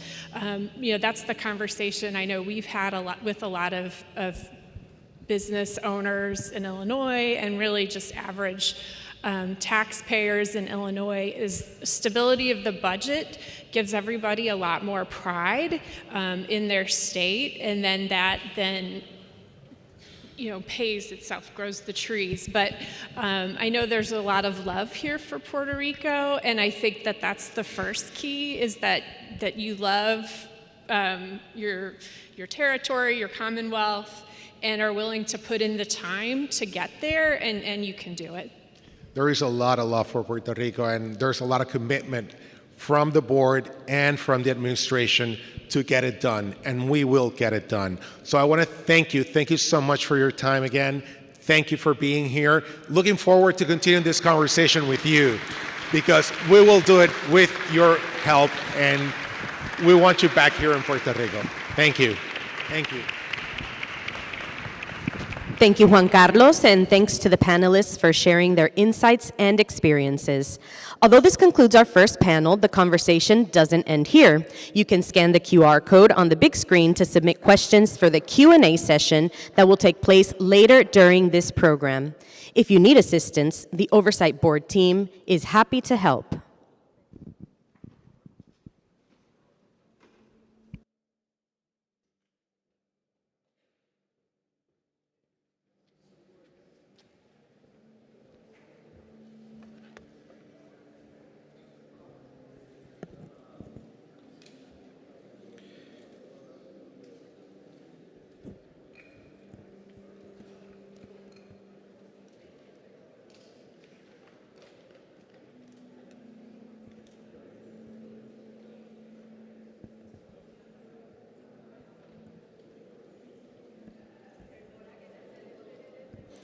And I just want to take the opportunity. I know we speak a lot regarding the state budget officers, our budget directors. They represent the executive branch. Having worked in the legislature for nearly 20 years before I became budget director, I can tell you the partnership with the legislature is of utmost importance. And I want to recognize that the Speaker of the House, Johnny Mendez, is here, as well as the Chairman of Ways and Means, Eddie Charbonnier. The Minority Whip, Representative Domingo Torres, is here, and the OPAL Executive Director, which is actually one of the early reforms, which is starting to score legislative bills. So the OPAL Executive Director, Hecria Martinez, is also here, and we're joined by former Speaker of the House, Tatito Hernandez, and a former Ways and Means chair that we've worked with as well, Jesus Santa. So the mayor of Camoy, who is also the head of the federation, is also here. And without the partnership from both the municipal governments, but the legislature in getting a statutory framework, you're going to hear from the budget directors are all working under a statutory framework that exists in their individual states. And that is one of the things that Puerto Rico does not have, and will need the partnership of the legislature in order to make those reforms. So your presence here is important, and thank you. Thank you, Robert. We are now ready for our second lightning talk about reliable economic and revenue forecasts. Please welcome back Shelby Kearns and welcome Sofia Vicaro, Executive Director of the Utah Governor's Office of Planning and Budget and Senior Advisor to Governor Spencer Cox.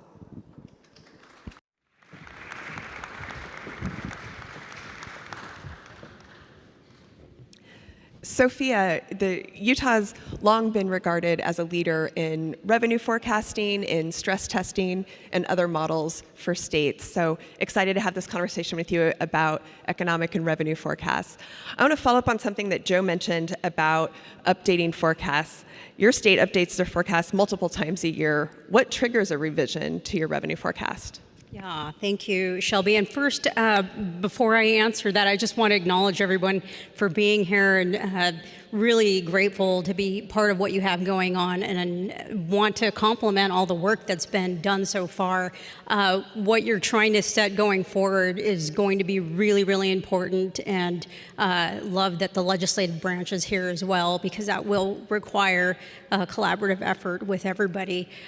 In terms of how our revenue structure is framed, it might help to just provide a little more detail on what Utah looks like, what we do. We monitor revenue on a quarterly basis, and we have a short legislative cycle, 45-day window. We have a governor's budget that we propose to the legislature. We do that in the fall, and then in the winter time from January to March, the legislature begins their work. And so we do officially meet twice to revise our estimates. We meet to build the governor's budget, and then we do that again during the legislative session cycle and make any updates to whatever revenue we thought we would have when we built the governor's budget. So we do that, heavily monitor that on a very frequent basis to build the governor's budget recommendations, and then again to see how much money we actually have. And when you're doing that, what assumptions need revisions most frequently, and how did you build some safeguards around those? So we have a couple of what we call state funds, bigger sources of revenue, our general fund, which is our state sales tax, as well as our income tax. So two major sources of revenue that we call our state funds. That's where we see some volatility, and that requires the most monitoring.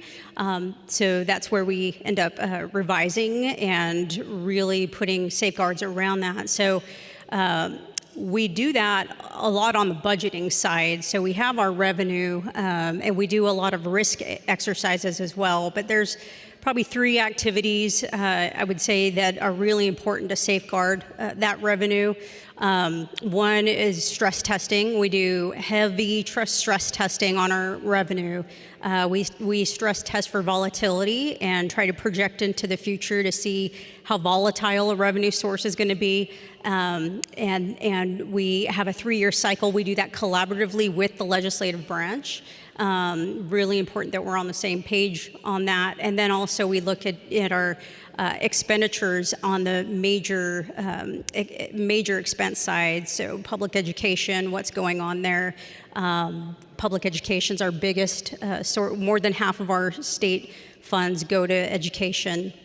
And then we also look at just the various major types of programs like Medicaid, for example, and the state portion that we contribute to Medicaid. And so we do some budgeting practices we call a budget toolkit, where we in the executive branch are on the same page with the legislative branch on determining if we do have less revenue, how will we budget? There was a lot of talk from previous states of using ongoing revenue for ongoing things. We do that, of course, by nature. We work with agencies in the event our revenue has to get projected down. We tell them to scale back expenditures. That frees up some money in the current year that can then be carried over into the future years. We also have some money we set aside, ongoing money we set aside that we only spend on one-time things. We call that budget buffers. Education is a big portion of that. We have close to $500 million that we set aside in ongoing money that we only spend on one-time things. And that way, if our economy or something bad happens, we can go there first and make sure that we're being measured in that way.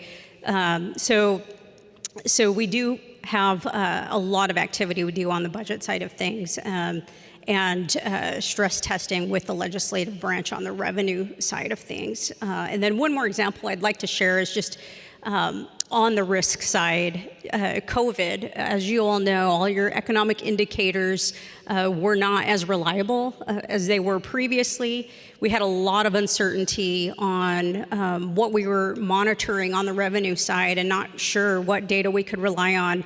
And so when our revenue projections came in, we had a high, medium, low estimate, and we set aside what we called high-risk revenue. We deemed a certain portion of that to be high risk, and we set that aside and made sure that was spent on one-time things so that if that revenue didn't come to fruition, we would be able to move forward and still continue with our critical services. Those are great tips to build into any budget. Speaking about being on the same page, can you quickly kind of give us an idea about how your consensus revenue forecasting works? Yeah, so we, of course, again, a lot of what is key is having an ongoing framework that lives on beyond who's governor, beyond who's in the legislature, having a permanent framework that you can operate by. And what we do in Utah is we have what we call a consensus process that involves the legislative economists, it involves the executive branch economists, and we also bring in the tax commission, the revenue folks that are independent, we remove all the politics by making sure we all come to the table and we're operating on the same budget. So when we have a revenue consensus, that means when we're building the governor's budget, we're building a budget on the same number that the legislature is going to be using when they build their budget. That's very critical. Some states don't have that, and you might have a governor's budget that will operate off of a different number than the legislature. So one way to remove the politics and ensure that you stay true to the process is by having that consensus process and having a third party also participate in that can remove a lot of the politics from it and just get true numbers. And again, we do high, medium, low, and average that out. And we all agree to run with the average, and then all the politics come on the budget side of things, on how we decide to build the budget recommendations and so on and so forth. But the revenue, we consider that to be our sacred cow, and we stay true to what we all agree that number will be. Love it. I love all the discussion about partnerships and being on the same page. So thank you so much. Thank you.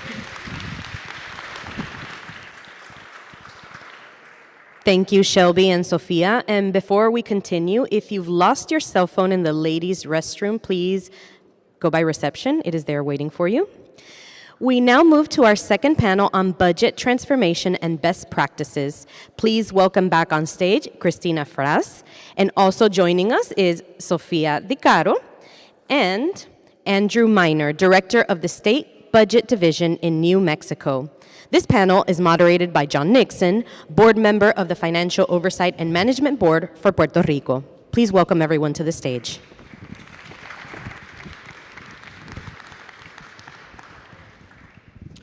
Well, this is great. Thank you so much for being here today again. I just can't thank you enough. We have Sophia DeCaro from Utah.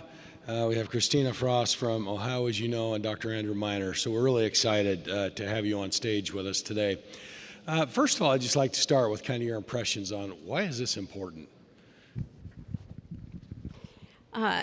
Thank you, John. And I, again, have to emphasize the great work that's been done. There's so much. When I read about where you have all been, it's a pretty big deal, and one that I think, is probably uncomfortable to talk about what's been done and to pat yourselves on the back, but you've really been on a journey, and it's critical to keep that good momentum going forward. I think, what you're doing is investing in yourselves and investing in the place that you love, and that's why what we're doing today is so critical, and honestly, just grateful to be part of it.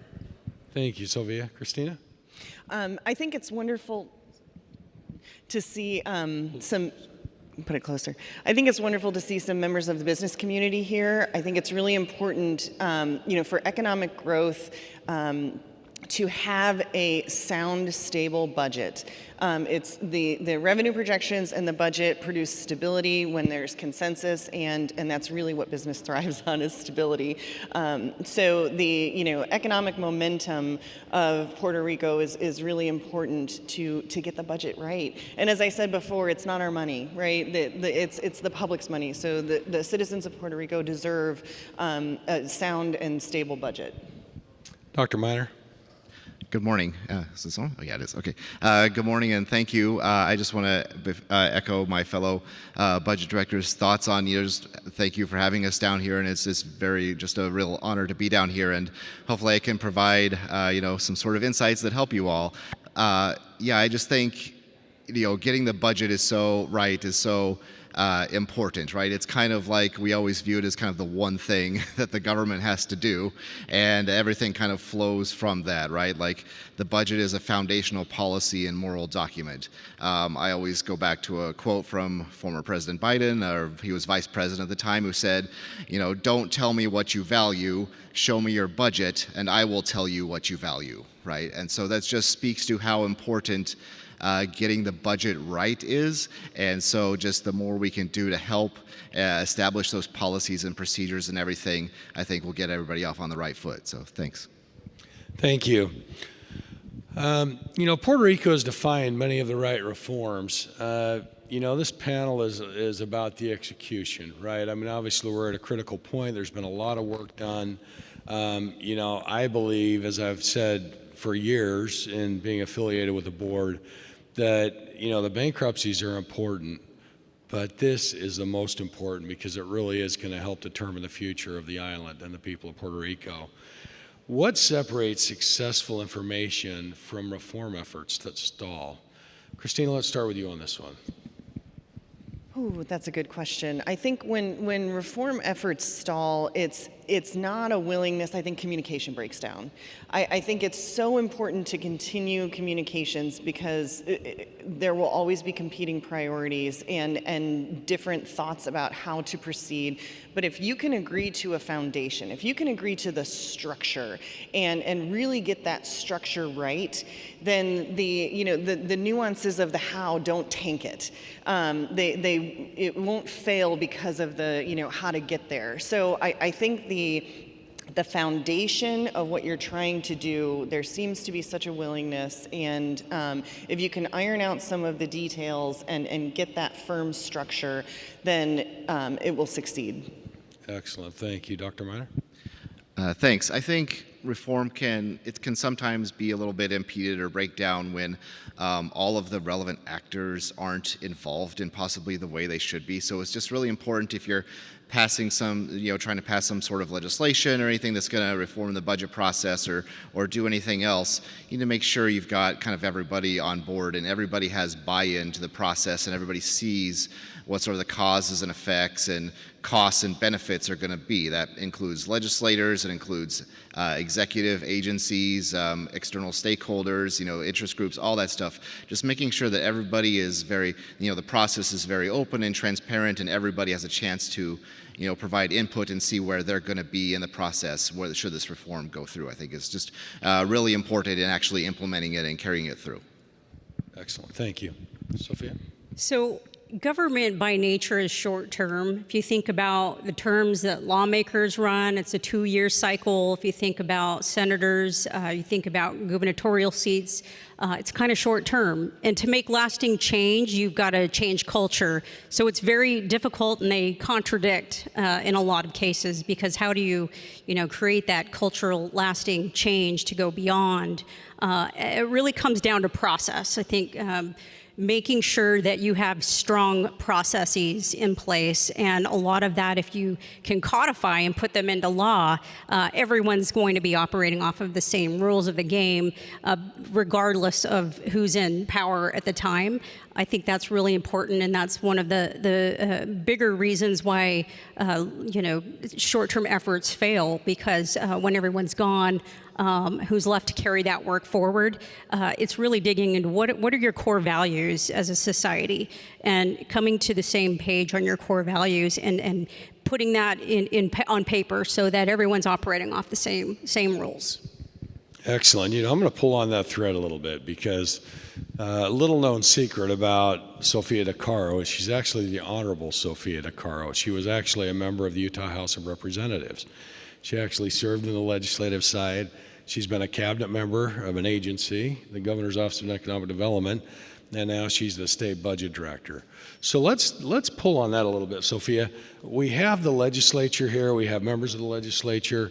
Let's talk a little bit more, and to all three of you, but let's talk about the collaboration because we want to make sure that this isn't just a flash in the pan, right? I mean, these are reforms. I mean, I don't want Puerto Rico to dive back into financial distress. Nobody wants it to return.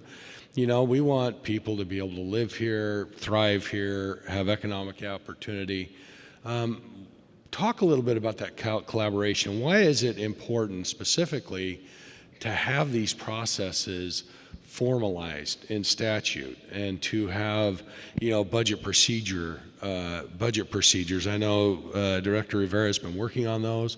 But how do you go about that, and why is that important? I'll just leave it at that. Yeah, I would say not only is it important, it's critical. It is critical if you're going to make lasting change. Every one of our states has a partisan makeup where you have Democrats and Republicans, Utah as well. But, John and I were having an earlier conversation and we all agreed that even if Utah's a supermajority Republican state, but even the Democrats can all agree that there's sacred cows that you just don't violate, and that's making sure our financial status stays strong. That's just a line in the sand that you don't, if you're doing some piece of legislation that's going to cross that line, even the Democrats can agree that, no, we won't go there if it's going to damage our AAA bond rating status or, eat away our future seed corn, because that's, in fact, what it will do. So I would say, again, it's going to take changing culture. To change that culture, put it on paper. How do you put it on paper? Codify it where you can all, I'm sure, agree on the great work that's been done so far, and to make sure that good work continues and you're building a strong foundation on that, to put that on paper, put it in code, and then also put some policies and procedures around it that will have lasting effect. No matter who's in the offices, no matter who's in these budget offices doing the work, they will be able to pick up the work, pick up the paper and see what's been done, see what the process is, and continue that work. I'll just say I'm projecting that Sophia is going to be governor of Utah one day, and hopefully she'll hire me as her budget director. Christina. So to piggyback on what Andrew said, I think it's really important to include all of the stakeholder voices as you're setting up your parameters, because if it's just the government, you have external voices talking to their representatives, their senators, you have lobbyists, so I as much as there's rhetoric around blue ribbon panels or task forces or the like, I think getting the voices in the room so that they have a stake in what's happening going forward is so important. Inviting K-12 education, inviting health and human service nonprofit agencies, the business community, the lobbyists, so that the framework, they understand the framework that's being created, because that's the framework that they're going to operate under too. When they're pitching their agencies, for more money, for new programs, for pilots, for different things, economic development incentives, it is so important that it's not just the executive branch and the legislative branch that comes up with the rules, but it's really informed by the business that's actually happening in Puerto Rico. When I say business, both business and the nonprofit side, education, higher education, so that everyone knows when it's budget time, everyone's on the same page. Excellent, thank you. Yeah, so I think it starts with, like we've talked about, the statutory framework. For example, in New Mexico, we have both the State Budget Act that outlines all the procedures for, adopting and implementing the state budget, as well as the Accountability and Government Act, which I believe we were one of the first states to statutorily entrench performance measures into the budget process about a quarter century ago. So, it kind of starts from there, and then from there out, I think you use that as a foundation to just build this strong culture of fiscal discipline and good fiscal practices and budget practices, and that extends to both the executive and the legislative branches. New Mexico was only one of a few states where both the governor and the legislature release their own budget recommendations, and then they kind of fight it out during session. So that gives the legislature a lot of budgetary power, I think more than in a lot of states. And I have to give them a lot of credit for their very strong culture of fiscal discipline, that they have carried through. That is, extends across party lines and just really kind of goes forward and drives everything that they do today to be pretty responsible in how things move forward with the budget, to the extent where it's talking about changes and party switches and stuff like that. I've been through only one gubernatorial transition back in 2019 when we went when we went from a Republican governor to a Democratic governor, and the whole budget process, it did not change as much as I think I thought it might, just because the framework and the discipline were just so built in and entrenched at that point.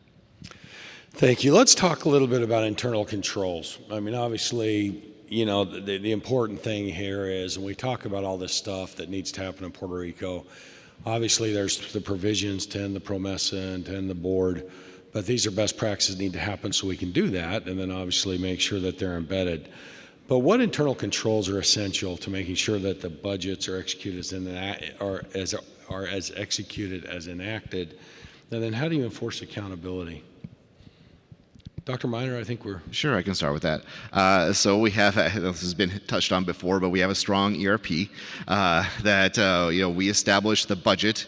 Basically, the legislature passes the budget, the governor signs the budget, agencies kind of submit their operating budgets in accordance with the budget that was passed. We, the State Budget Division, review them, make sure they are technically sound and in line with what was adopted, and then we load all those budgets into the ERP, and those become the controlling budgets for the following fiscal year. So if an agency has, for example, a $10 million general fund budget in a fiscal year, they cannot, if they hit that $10 million in April, they're out of luck. They can't spend anymore. So that really is a pretty strong control. There are certain allowances for them to adjust their budgets during the fiscal year, but that is a whole process that involves both us our review, and the legislative finance staff review as well. So, there's multiple layers of review and control and inclusion in those sorts of processes. Thank you. And if people don't follow the process, what happens? Well, there is the statutory possibility of legal penalties if someone, my boss or the state controller were enabled an agency to overspend its general fund budget, there is the possibility of criminal proceedings. Wow, that's pretty tough. Christina?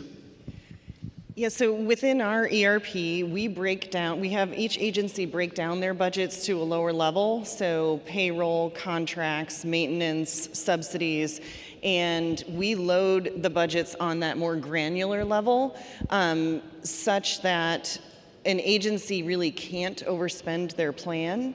Now, agencies have some ability to move between the categories. Again, they cannot exceed their appropriation, but we load we call them allotments, quarterly. So agencies have to break it down and say, this is how much payroll we expect to spend on a quarterly basis, contracts, subsidies, and then they are held to that within the system.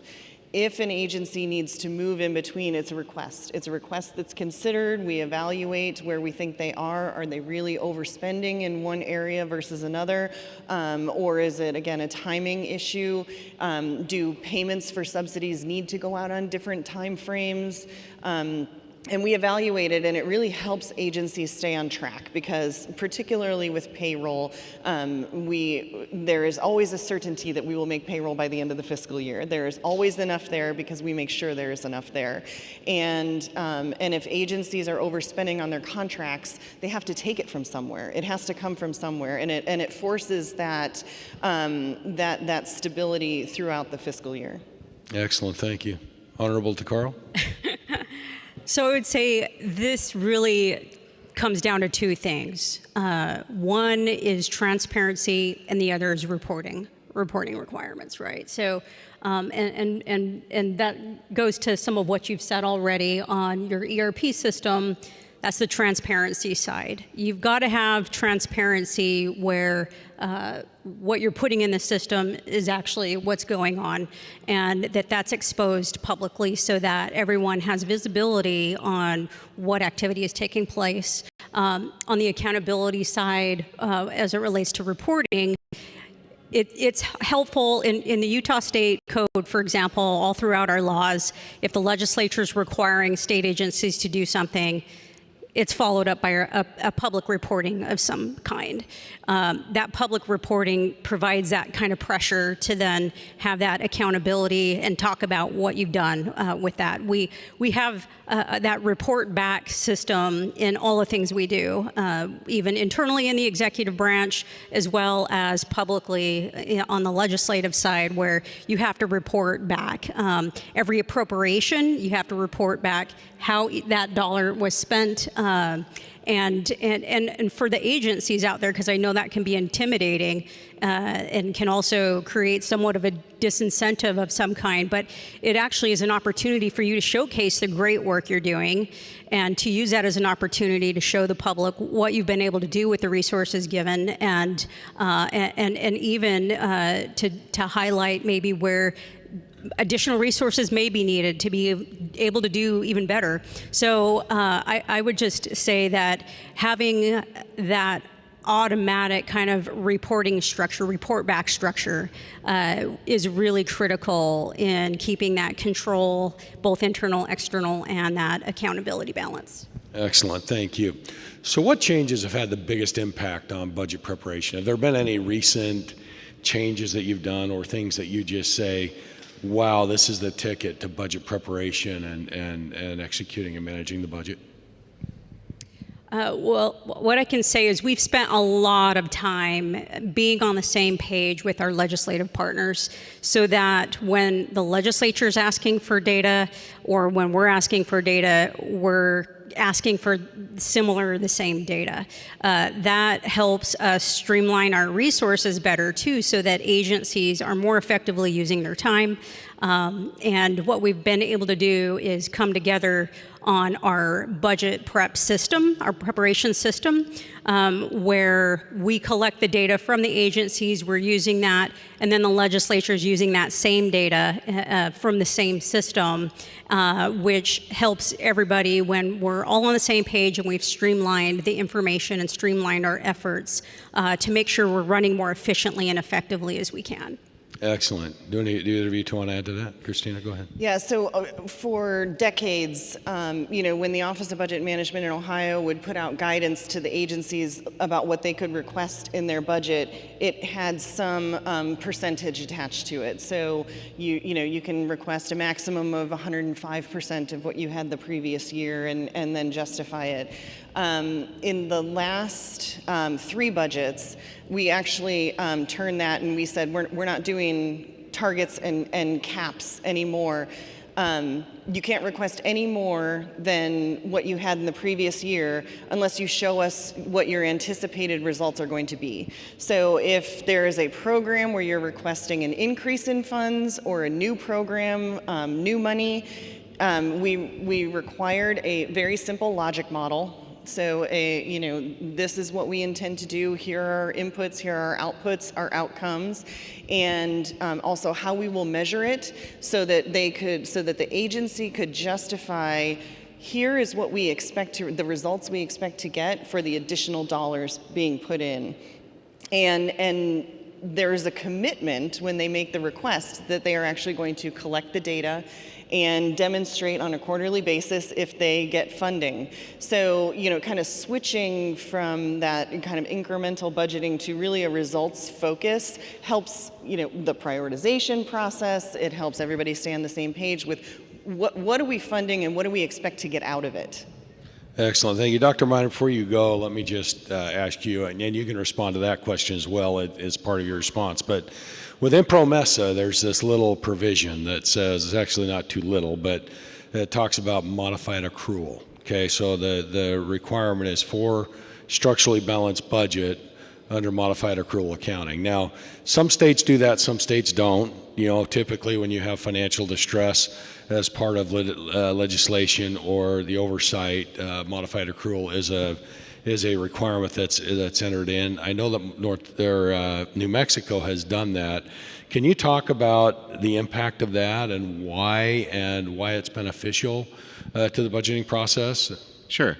If I can just respond real quickly to the last question. Absolutely. So, yeah, no problem. Tie it all together. I just wanted to add that, add kind of a lot on what Christine said. In New Mexico, it's kind of a work in progress. We had, we replaced our budget system, our budget preparation system about 4 or 5 years ago. That streamlined a lot of kind of like the rote processes in terms of like getting numbers in and requesting budgets and all that. And so now we're really in the middle of working on like expanding good information that agencies are provided in justification of their budget requests, both for like recurring budget requests, expansions, or non-recurring amounts, because we've been lucky to have a fair amount of non-recurring money available in New Mexico one-time money available in New Mexico the past few years. So just really working on getting agencies to justify those needs and those expenses. And we've also passed legislation that implements a lot of what Christina was talking about in terms of like having agencies show logic models and stuff like that. Okay, so modified accrual. So, this is an interesting question for me because I'm not an accountant by trade. So I haven't spent a lot of time examining the different ways that you can account for things or budget things, but I've worked with budgets in New Mexico for 13 years, and so it's just what I know, and it just makes sense, and it's kind of like you could do it differently, like I don't know.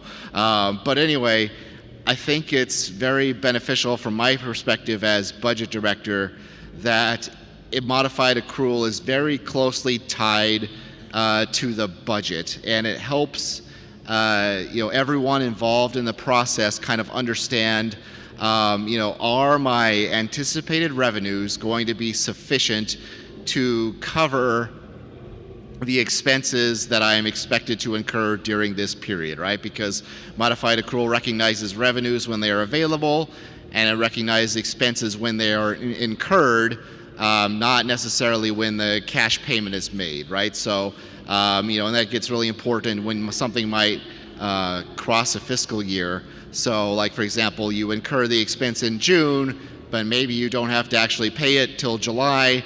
That's a different fiscal year. Well, under modified accrual, you're going to recognize that expense in June, right? And probably the same fiscal year in which you collected the revenue. So that just really helps people understand, like, okay, here are my expected revenues for the year. Here are all my expected expenses for the year. I need to make sure that I have enough revenues to cover these expenses during this fiscal year, because I'm not going to be allowed to do any sort of like shifty maneuvering with the cash to like move some revenues off the books or move it or delay some liabilities into the next fiscal year, and then then the next fiscal year maybe I don't have the revenues for it, right? And then now I'm in trouble because I've got liabilities that I don't have the revenues to cover, right? So I think that it helps avoid those tricky situations. And on the revenue side, I think it helps agencies plan for their expected revenues, not kind of like base their budgets off of, kind of like sometimes a bit of wishful thinking of like hypothetical, like long-term revenues that maybe we'll get. Although I will say that this is also something that we're still working on in New Mexico to make sure agencies are, with general fund, it's not such a big deal because the general fund is their general fund and that's what they're going to get for the year. But it's a lot for a lot of these agencies that have other revenues, other state funds, like they raise fees or whatever, just getting them to really focus on like, okay, well, the legislature gave me, a $5 million budget for my fees this year, but that's based on our best estimate of how much revenue you're going to collect in your fees based on, the past few years and trends and all that. Well, you need to plan for what happens if something tanks and you only get $4 million of revenue, right? And if that's the case, they need to come to us and we need to work with them to reduce their budget accordingly to account for that. So I think those are some of the advantages. Excellent, thank you. Key process obviously helps with the transparency as well. I appreciate those comments. Real quick, and we're coming up on time, but I do have a couple of more questions. Quickly talk, debt policy and reserve strategies. How do you incorporate those into your budgeting? Yeah, so I mentioned we had a toolkit that we kind of operate by when we look at our revenue. We use that as one of our toolkits in the tool basket. We keep our debt capacity as our last case scenario backup plan. In the event something happens, our revenue goes south, then we know, again, we've set aside ongoing money that we can spend one time on capital. If that goes away and we no longer have that as a tool, we now can then use debt capacity and borrow to pay for the buildings we need. And so we look at it as a tool. And so, we have a constitutional debt limit. We are well below that. I think we have under $1 billion left of debt to pay, and all that money is set aside. Our debt service is set aside already to make those payments. So that's already off the table. We know our debt's good, but we do see that as another sacred cow, as another tool that we want to preserve in the event times go bad, which is why it's so important to have a good borrowing rate so that when the economy's bad, maybe rates get more expensive, you can afford to do that. Yeah. Sounds good. Sorry about the party next door. I'm not sure what's going on. It's our background music. It adds to the effect. Do either of you two, I know we're about on time. There's a couple more questions I have. If do you want to quickly respond to this one? Well, I'll just say that, we also have a legal framework for our debt capacity, but one of the most helpful tools to keeping our debt low is being very transparent about what the debt service is going to cost in our operating budget. So, there are a lot of competing priorities in the operating budget, and being very transparent, okay, legislature or governor, you want to do this, $600 million thing in the capital budget that we will bond for, that's taking $40 million of debt service out of the next operating budget. So knowing that cost and being very transparent up front helps prioritize, I think. Excellent. Real quick, the one thing I would add is something that is very important for both the governor and the legislature when they're putting forward their budget recommendations is the reserve level. Reserves usually expressed as a percentage of recurring appropriations. Both the governor and the legislature always have a target in mind when they craft their budget recommendations, and we want to try to maintain that as high as possible. In recent years, it's been between 25–30%, which is really good for us, but that is a very, that is kind of like a baseline, and the budget kind of flows from there. Excellent. Performance metrics. How do you use them? How do you use them in influencing funding decisions? How many hours do we have? No, it's real quick. I think I mentioned that New Mexico is, we were an early adopter of performance measures into the budget process back around the turn of the century. The kind of grand compromise was that the budget used to be much more specific. There used to be 12 or 13 expenditure categories identified in the budget bill. That went down to 4 in exchange for agencies having at least a few performance measures in the budget. They have a few in the budget bill. They have more that are not in the budget bill, and they are reported on, some quarterly, the rest annually.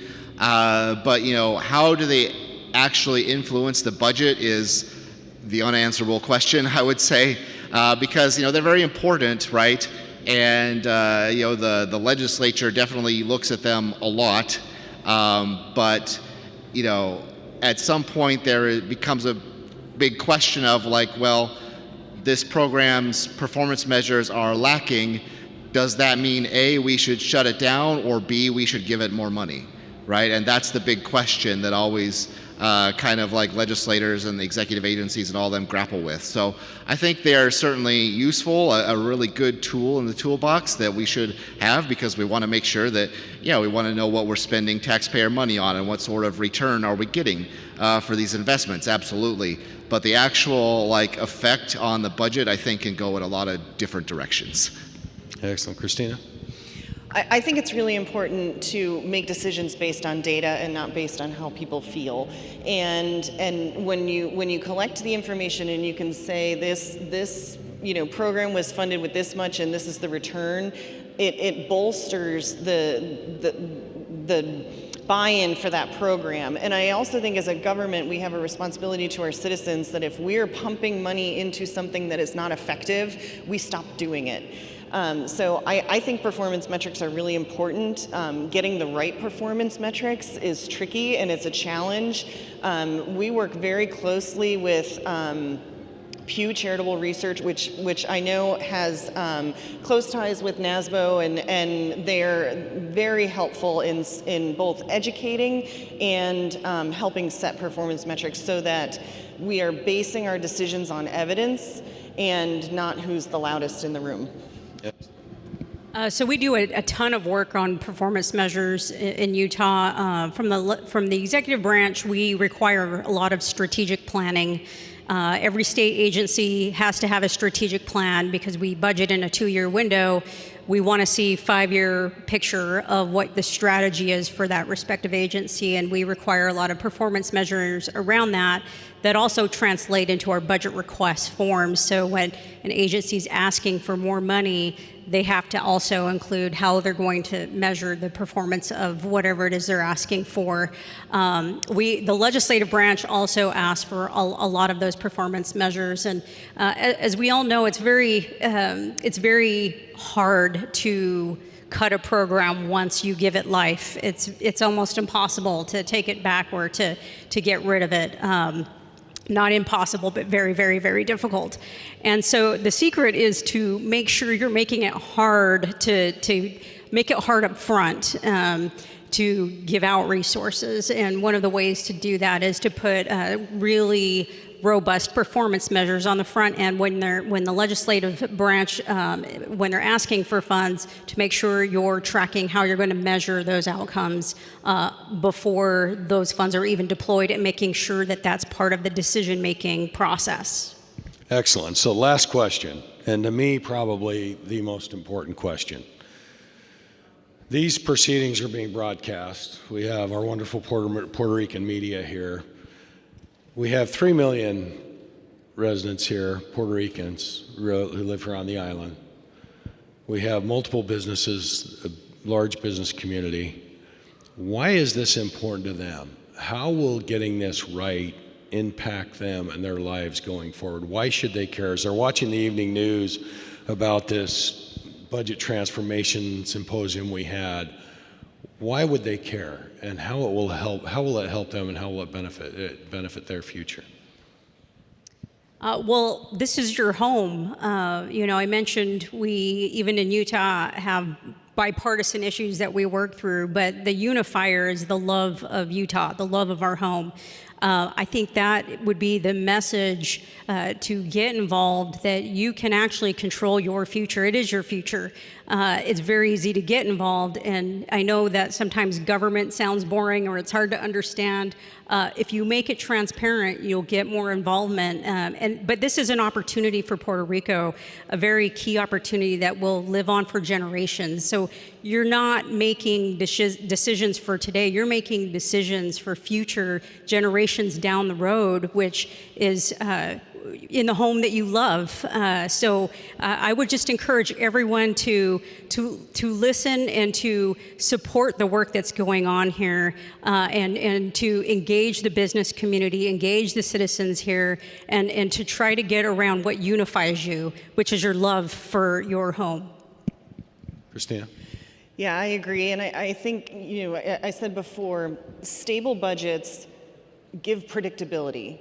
And the business community likes predictability. It allows them to plan ahead. Do I invest here? Where do I put my money? Do I grow? Do I shrink? It allows individuals to make plans for their lives. Where do I want my kids to go to school? Is this the right time to buy a house? And you know, should I go on that vacation, or do I need to save my money because we don't know what's going to happen? So I think it really does impact the individual basis. It's important to give citizens predictability, and you do that through stable budgeting. Thank you. Yeah, just real quick. I mean, I agree with everything Sophia and Christina said, and it just kind of goes back to how I opened with. You know, Puerto Ricans, they deserve to have a budget and a government that reflects their values and that addresses them and serves them in a fiscally responsible way. So I think, you know, now and of course many years into the future. So I think that's why it's so important. Excellent. So it's so important to get involved. Again, this is an effort that's going to take everybody in this room and everybody on the island. Puerto Rico is a beautiful place. I mean, you have wonderful opportunities here on the island, and it's important that we build this stabilization going forward in these reforms. And I so appreciate your willingness to come down, spend your time on the island. I hope you can disfrutar mucho cuando está aquí. That's enjoy it very much while you're here. But again, thank you for your time. Thank you. Thank you. Thank you, everyone. Remember, the conversation doesn't end now. You can scan the QR code on the screen to submit questions for the Q&A session later today. If you need assistance, the Oversight Board team is happy to help. Also, we have a quick announcement. We have a second phone that was left at the coffee station. If it is yours, please stop by the sign-in table. We will now take a 5-minute break before we continue with our talks and panels at the Financial Oversight and Management Board for Puerto Rico Symposium, A Better Plan, Symposium on Puerto Rico's Fiscal Future, Budget Tools, Principles, and State Practices.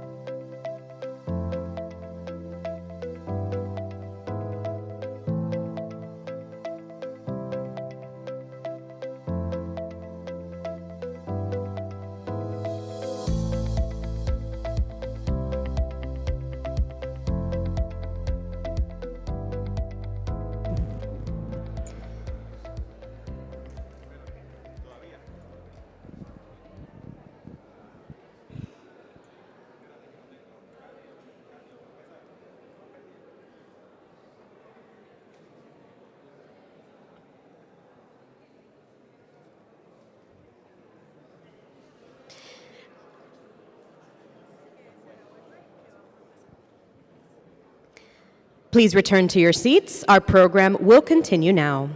We are ready for our lightning talk on strengthening the budget office and building institutional capacity. Please welcome back on stage Shelby Kearns and Andrew Miner.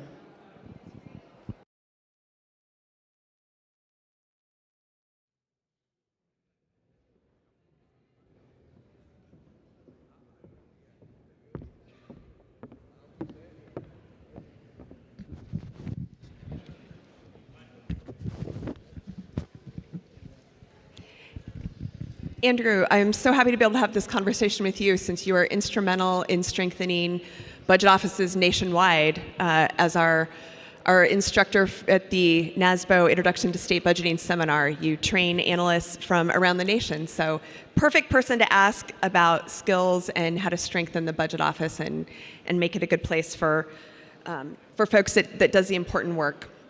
So what core skill sets do you feel like are non-negotiable for a high-functioning budget office? Thank you, Shelby. So I want to focus on something that's maybe a little different than what some people might expect. So, you think of like the technical skills of like how to do budget analysis and all that stuff, and the stuff that I kind of like train about, right? And that's very important, right? But people from a lot of different backgrounds are capable of learning that stuff, right? Like that's what I've found in working with new analysts for over a decade. They don't have to be necessarily from finance or economics or whatever. Lots of different people have the capacity for those skill sets, and I think you can tell if you're like hiring somebody. You can tell just by like reviewing their resume and their transcripts and maybe one or two questions on the interview. You're like, okay, this person will be fine, right? This person can learn how to do budgets.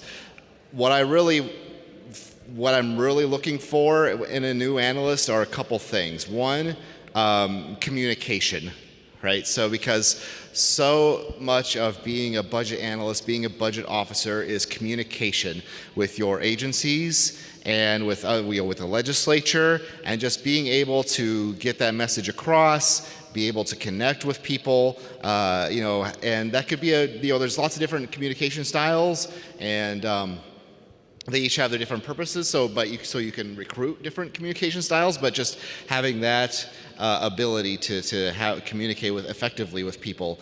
And another one is a customer service mindset. So, we're an oversight agency, like all state budget offices, you're an oversight agency, and that's a very important job.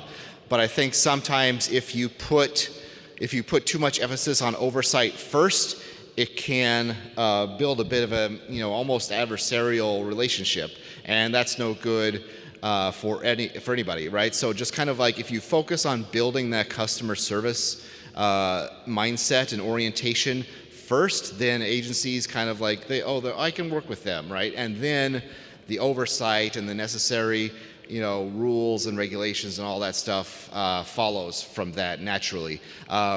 Just last week, somebody from an agency told one of our staff, oh, well, state budget division is a lot different than it was like 5 years ago, because 5 years ago I would ask them a question and the answer I'd give would be like, figure it out yourself.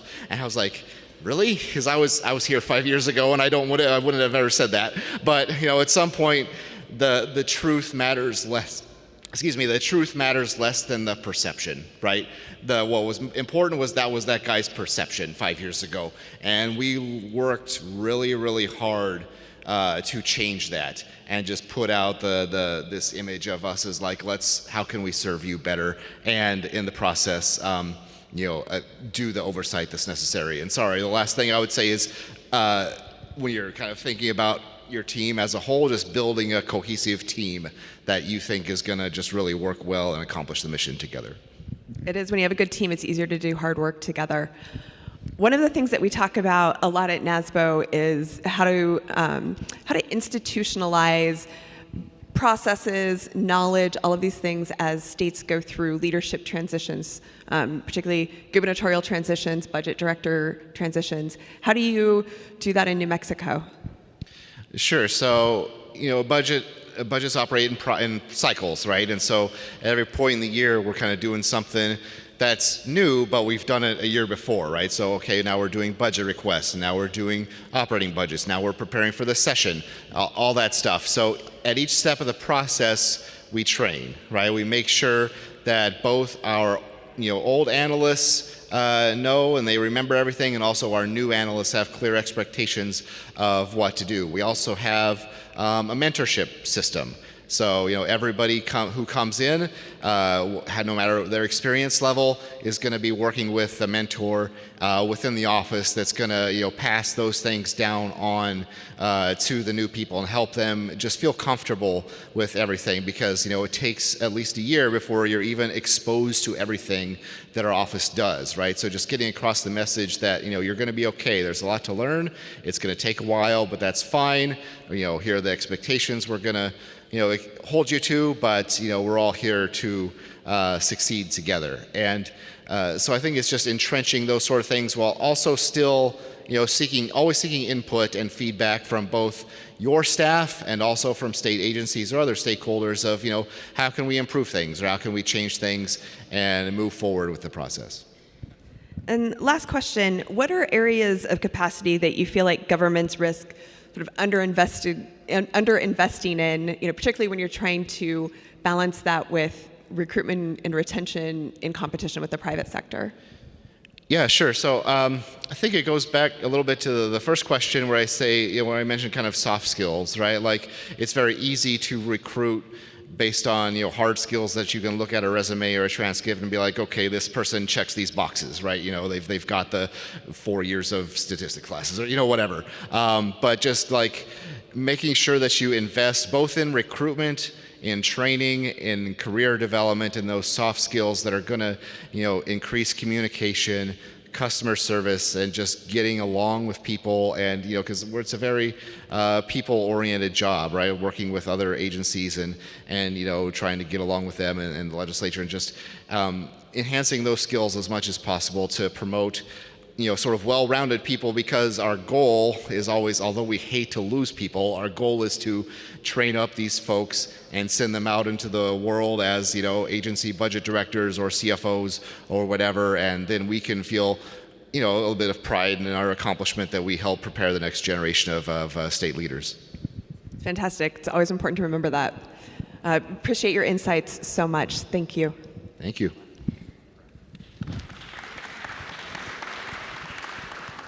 Thank you, Shelby and Andrew.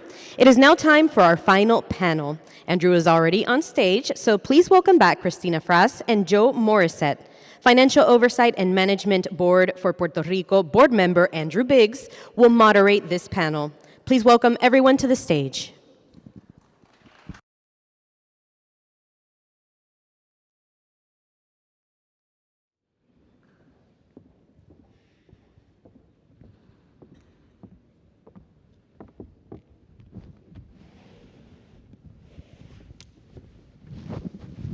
Well, thank you very much. I think we've saved the best panel for last. When I joined the Oversight Board close on 10 years ago, my background was in the federal government working in the Social Security program. And something like fixing Social Security is extremely difficult politically to do. But once you do it, once you raise the payroll tax rate or increase the retirement age, it tends to stay fixed. And I discovered eventually that's precisely the wrong way for thinking about what is going on for budgeting for the Commonwealth of Puerto Rico or for states around the country. The better analogy, I think, is a household or a family planning its own finances. They have short-term priorities like paying the rent or buying food. They have long-term priorities like saving for retirement. But amidst all of that, they have a great deal of uncertainty. They have a lot of change that happens that they have to accommodate, that they have to adjust for. They might have a child who enters the family. That introduces new costs. They might get a better job. They might lose their job. So they're constantly adjusting. And I think that's really a better analogy for what it happens at the Commonwealth level and what happens in states. So with that context, what I'd like to ask you to start with is to think about, and what has interested me in listening to you all is you come from different states, different parts of the country, different economic backgrounds, and I think you probably face different risks.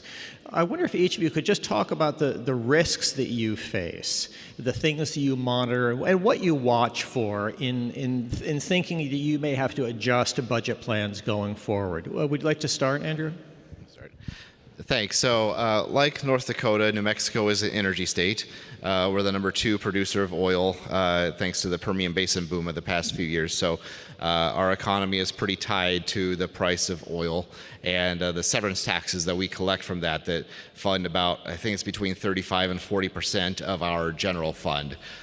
So, a price or a significant change in the price of oil can be either a big, upside or downside risk for us. So that's something that both the executive and the legislature monitor very closely. Like, we have a consensus revenue estimating group, much like Sophia described in Utah. I think it basically works about the same way. So that's something that's very important that we need to monitor very closely. And other things, what's going on with the federal budget, and New Mexico is pretty dependent on federal money, both because of a high percentage of Medicaid population, but also because of big federal facilities that we have in New Mexico, such as a couple national laboratories. So big changes in the federal budget can also have pretty big downslope effects to New Mexico's budget. So those are some of the things we look at. Thank you. Christina? So as I mentioned before, the Ohio legislature has been, for a few decades, decreasing the personal income tax. And for anyone who has tried to estimate revenue, it is challenging when things are consistent. When you're changing the baseline every single year, it becomes even more challenging. How do we know that our assumptions are correct when, if they reduce a bracket or completely cut a bracket, will the corresponding personal reaction be the same? So managing the revenue estimates in a constantly changing environment is very challenging. And the way that we mitigate risk is to make sure our assumptions put risk on the upside. So super conservative. We don't assume that there's going to be a recession every year, right? It's not catastrophic, but we make sure that our estimates are as conservative as is practical to be, such that all of the risk or most of the risk would be in coming over estimates. Thank you. Joe? Well, I think that was very well said.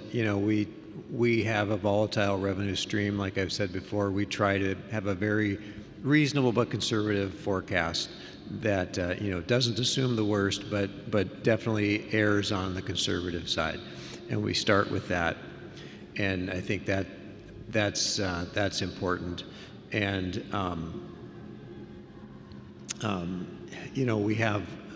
we've also gone through 15 years of ongoing reductions in our income tax structure, so it's made what was kind of a balanced stool a little bit less balanced in our revenue structure. We're more reliant on sales tax, and we have found that our sales tax is more correlated to oil activity than it ever has been before.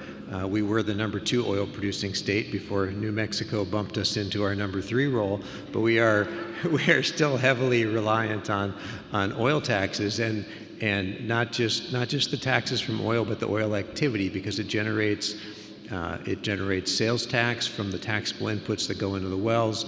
It has a correlation to our income tax, because there's a lot of mineral wealth that's individually held, and those folks benefit from that mineral activity. So we find that to kind of manage that risk and look forward, we really have an eye on what's happening in the oil industry. We are very connected to our industry partners, like the association that is involved in the industry, our state regulators, and they have an eye on the number of permits that they're issuing, the number of employees in that sector, the number of active drilling rigs, the number of hydraulic fracturing crews. All those things give us kind of a forward look at what's coming for activity. And then, of course, we still have to deal with the volatility on the price side, but it helps us at least understand the production that we can likely expect in the future. And so that's one way where we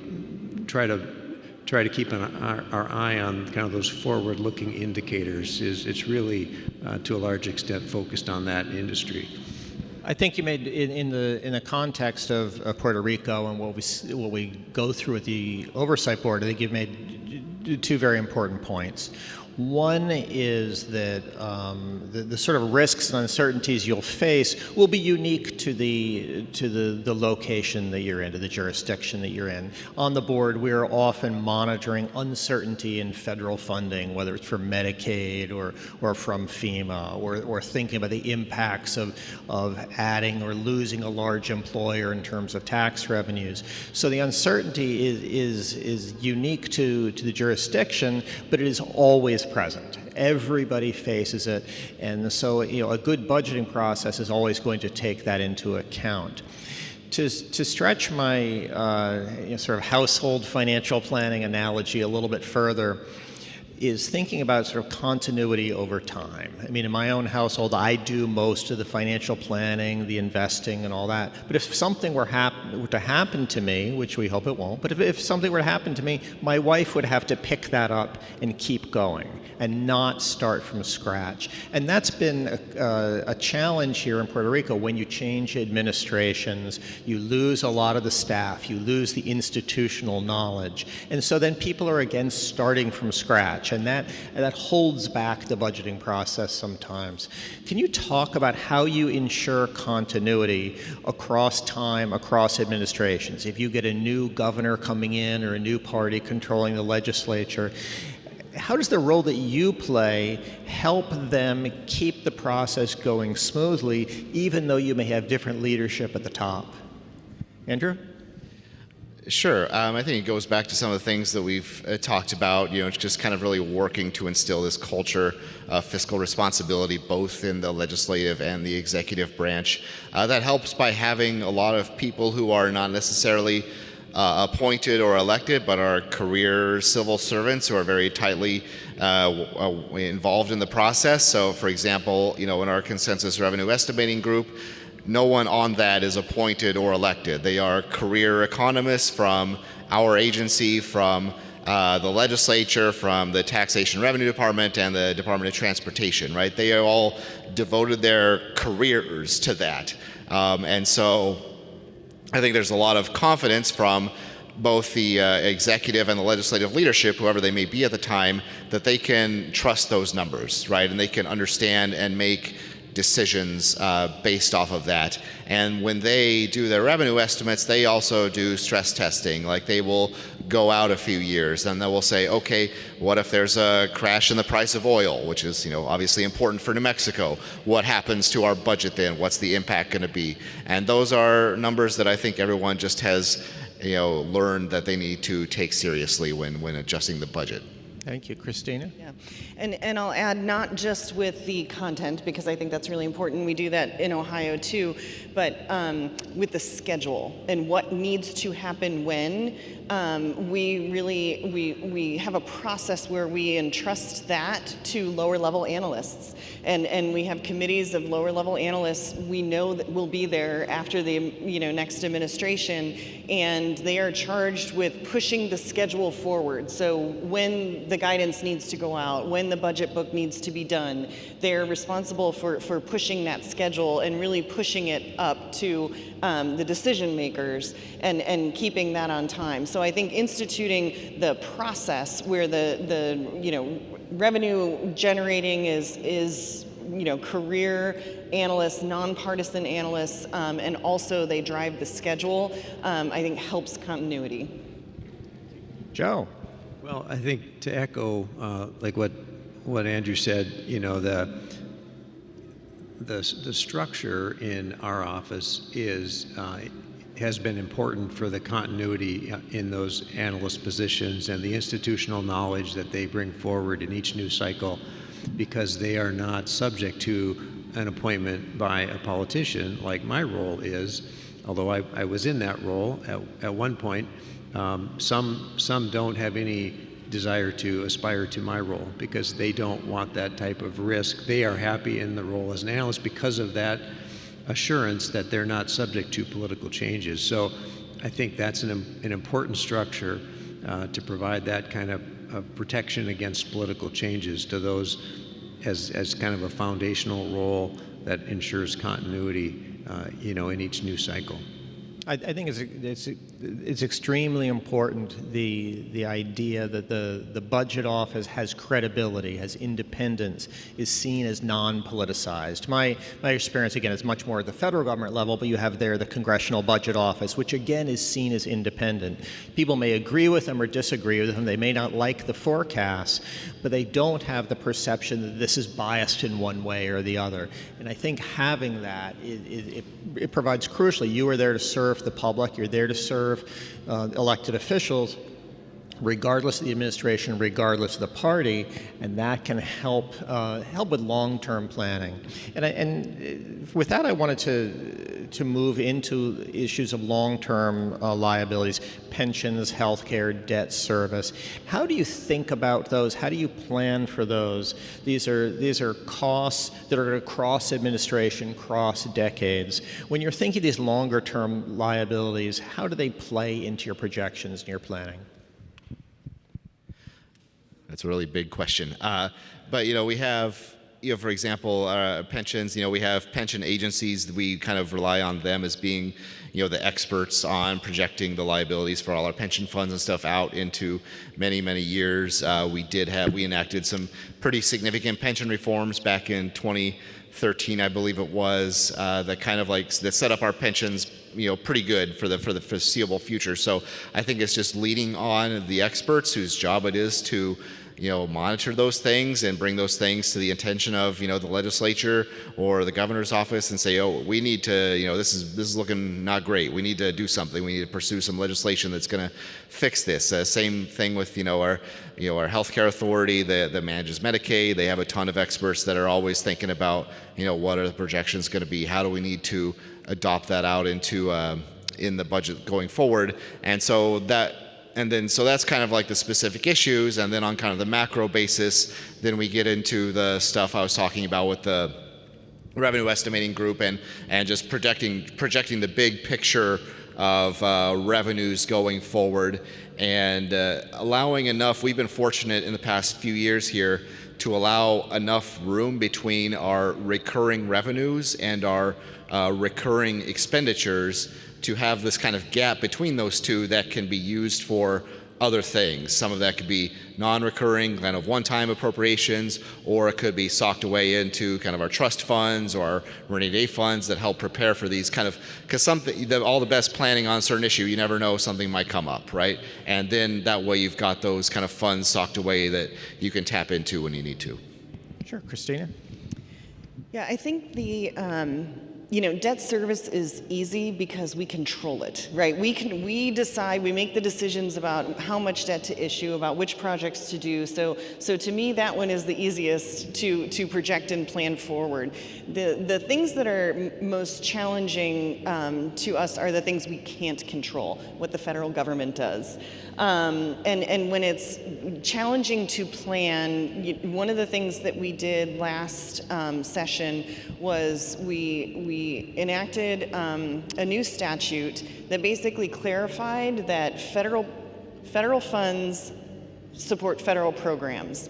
And if the federal government decides to cease federal funding, it stops a federal program, and there's no obligation at the state level to backfill that because it's not a state program.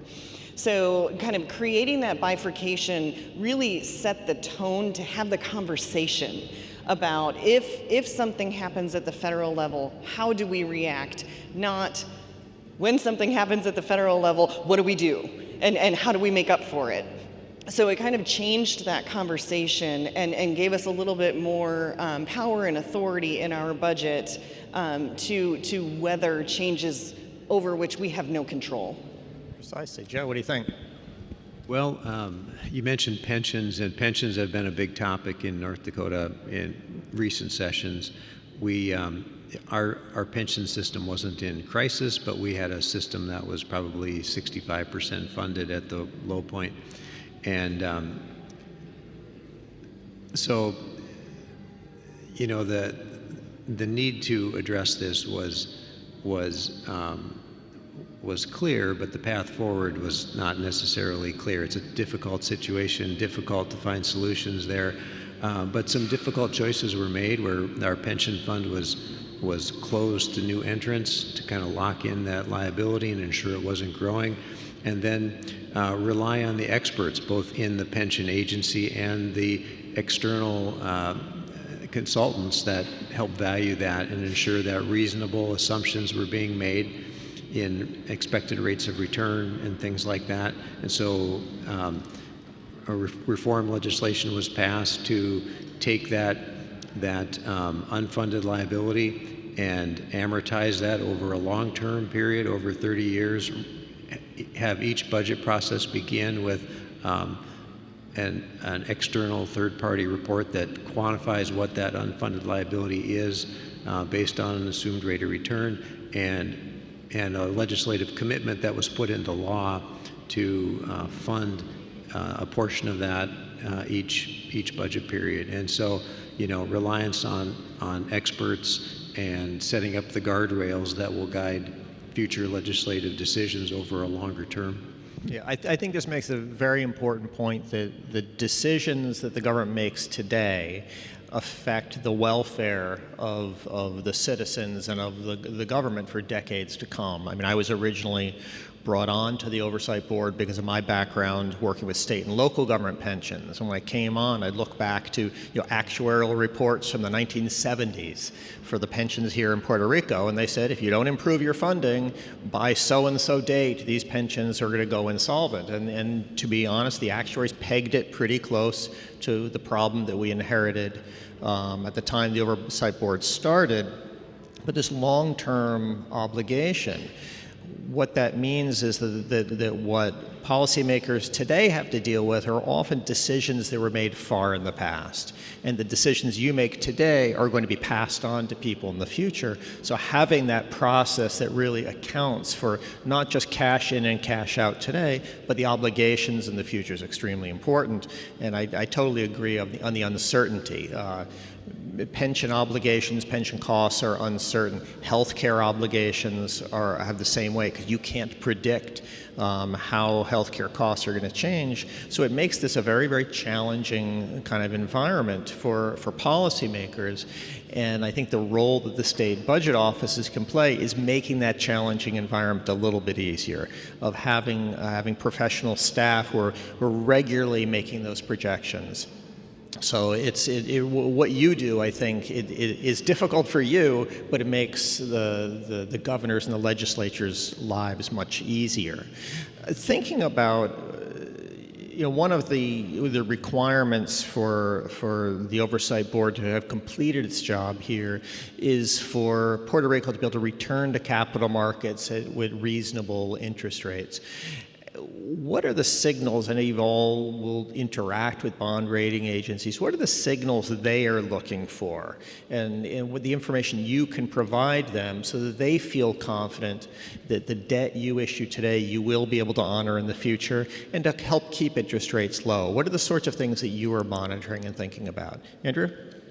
Sure. Well, I can speak from experience because we were fortunate that this past January, Moody's upgraded New Mexico's rating from AA2 to AA1. So in their findings as part of this, I believe they stressed our kind of stable budget and also steps that we have taken to reduce some of that revenue volatility, right? So like with Joe in North Dakota, our revenue can be volatile if it depends a lot on the price of oil and gas. So some things that we have done a few years ago, when we were basically at the peak of the Permian oil revenue boom, we passed legislation that basically capped how much of that revenue would go into the general fund. Anything in excess of that flows into a couple of different permanent trust funds that we have. So that stabilized the general fund revenue and helped to, and if you stabilize the general fund revenue, you also kind of stabilize the general fund expenditures, right? Because that has to follow on. And also, not only that, it helps provide this stable source of investment income, because now that money's it's not just sitting in the general fund, it's earning money for us. And so it has also helped us reduce our reliance on that oil and gas revenue and started to increase our interest and investment income. So that's now going to be a pretty significant, going into the future, that's going to become a much more significant part of our revenue stream, which helps reduce our reliance on the more volatile revenue sources. Sure, Christina. So Ohio, in the last couple of years, achieved for the first time in our history AAA credit rating from all three major credit agencies, which was a very big deal, very exciting. It's like the Super Bowl of what we do. And it was really looking at the exact criteria, and the rating agencies are not is secretive about it. They tell you exactly what they look at, and as they're scoring you, they tell you exactly where you're not doing well.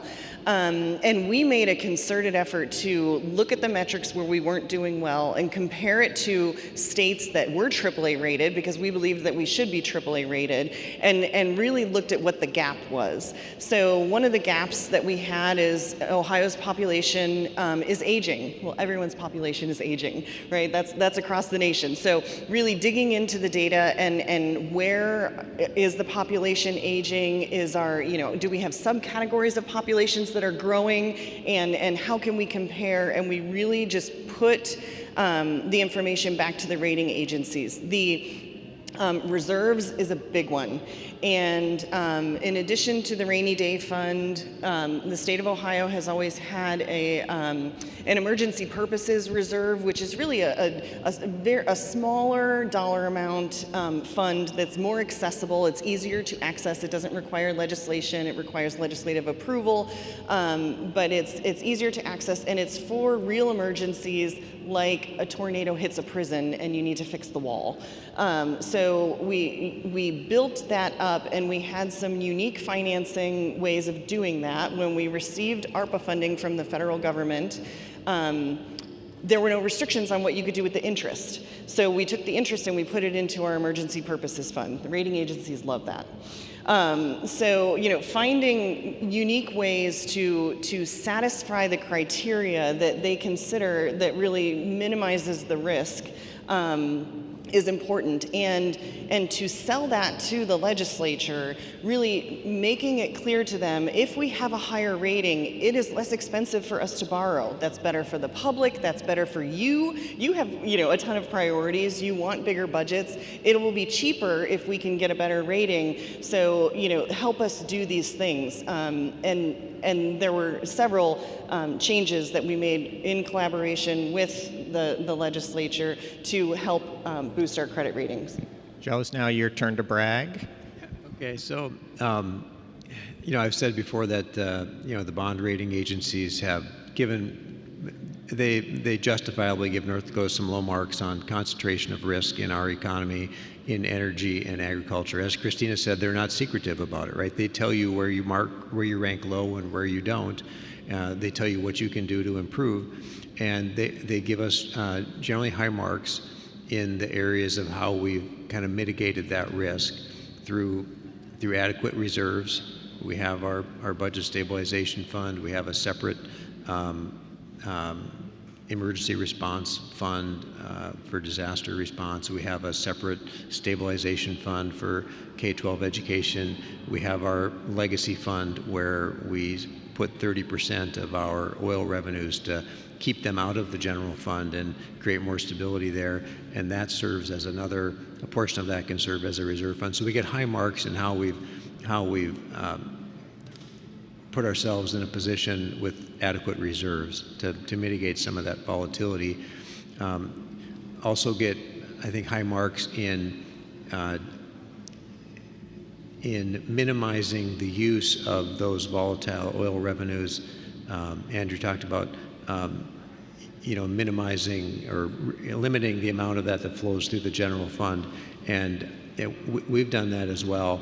And the legislature has I'll say an informal policy in one of the funds that they've created to accumulate oil revenues of only spending the kind of the cash balance in that fund for one-time purposes, and not like in our general fund, all of us, we forecast those revenues and we have a budget that's based on those forecasted revenues. In this case, with the oil revenue, because it's so volatile, we've said let's not rely on the forecast for those. Let's wait until we have the cash in hand, and then we'll use that for one-time spending, and there's really no risk to what volatility takes place during the budget period because we're only spending the cash that we have on hand. So that's been a way where we've really minimized the budgetary risk of a volatile revenue stream and ensured that we use it for one-time things.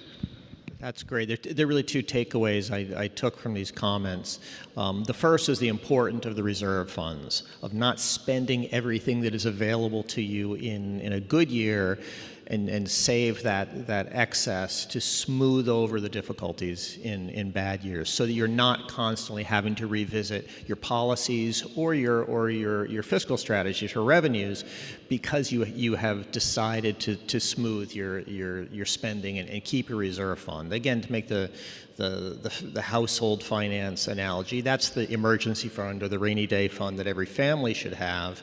And when the government has that, it takes out some of that volatility from the planning process. But the second thing I thought was interesting was that the bond rating process is not a black box. They don't simply go into a back room and then give you a rating. They're very explicit about what it is they're looking for, and that gives policymakers targets to go for. And I think that's really, really helpful, of saying, okay, if we want to come back into the markets, these are the things we really need to accomplish. So we're running out of time here, but I'm wondering if there's any last bits of advice you would give, to the people here, to the government of Puerto Rico, about the importance or even specific steps that matter for the budget making process. I think it's just be open and transparent as you can. Communicate with everyone what kind of the stakes are, what the investments are. Just to follow on what I talked about before with, the capping of oil and gas revenue into the general fund, like we did a few years ago. Well, now that oil is $90 a barrel or whatever, I think there's some misinformation out there among New Mexicans who are otherwise pretty well informed about this means unlimited revenue for the general fund now, right? No, it doesn't, because we passed this legislation. And so just getting that across to everyone, and again, just involving everyone in the process, I think is key. Sure. Christina, Joe? One thing that I'd like to add to the conversation about reserves is, a lot of people talk about reserves as waiting for something bad to happen, plugging holes. And I would say, when I talk to people about using reserves, it's really important to understand that long term, in that using a reserve is not just plugging a hole. Reserves should be there to buy you time. When something bad happens, it buys time until you can get back in balance. If you're using, or if you want to use a reserve to do the thing that you want to do today, the problem is still going to be there that you can't afford it tomorrow. So using reserves really should be focused on how much time will this buy me until we can afford this again, until the balance is back, and not plugging a hole today. That's really important, because government policy doesn't turn on a dime. That, as you all said before, households and businesses want stability, they want continuity, but you also understand that circumstances are going to change, and that reserve fund gives you time to make more gradual adjustments rather than changing things suddenly. Any final thoughts, Joe? I think it's, again, important to start with a revenue outlook that's reasonable but very conservative, where it minimizes the risk on the front end. But because in whatever state or commonwealth we're talking about, there's always going to be risks to that revenue. It's important to have those reserve funds, have a framework in place that restores them if they're used, and also has a framework in place that it's been important in North Dakota at least to be able to adjust spending kind of midstream in a budget cycle if there is a change in the revenue forecast, so that we can minimize the use of our reserve funds and not start the next cycle with a larger budget gap because we've reduced some spending leading up to that.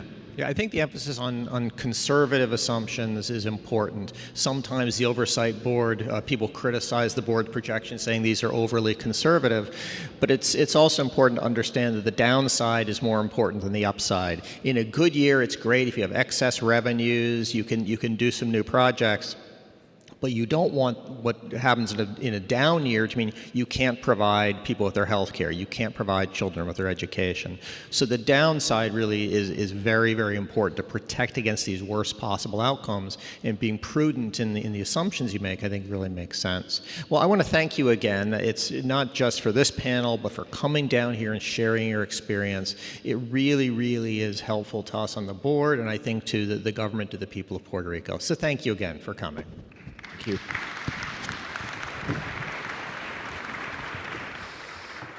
Thank you to our panelists and board member Andrew Biggs. Audience here at the event and at home, this is your final opportunity to propose a question for the Q&A session that will take place in just a few minutes. So please scan the QR code and submit your questions now. Our last talk presents a perspective from the Puerto Rico Office of Management and Budget. Please welcome back the Director of the OMB, Orlando Rivera Berrios, and welcome Elisa Guardiola, Budget Director at the Financial Oversight and Management Board for Puerto Rico.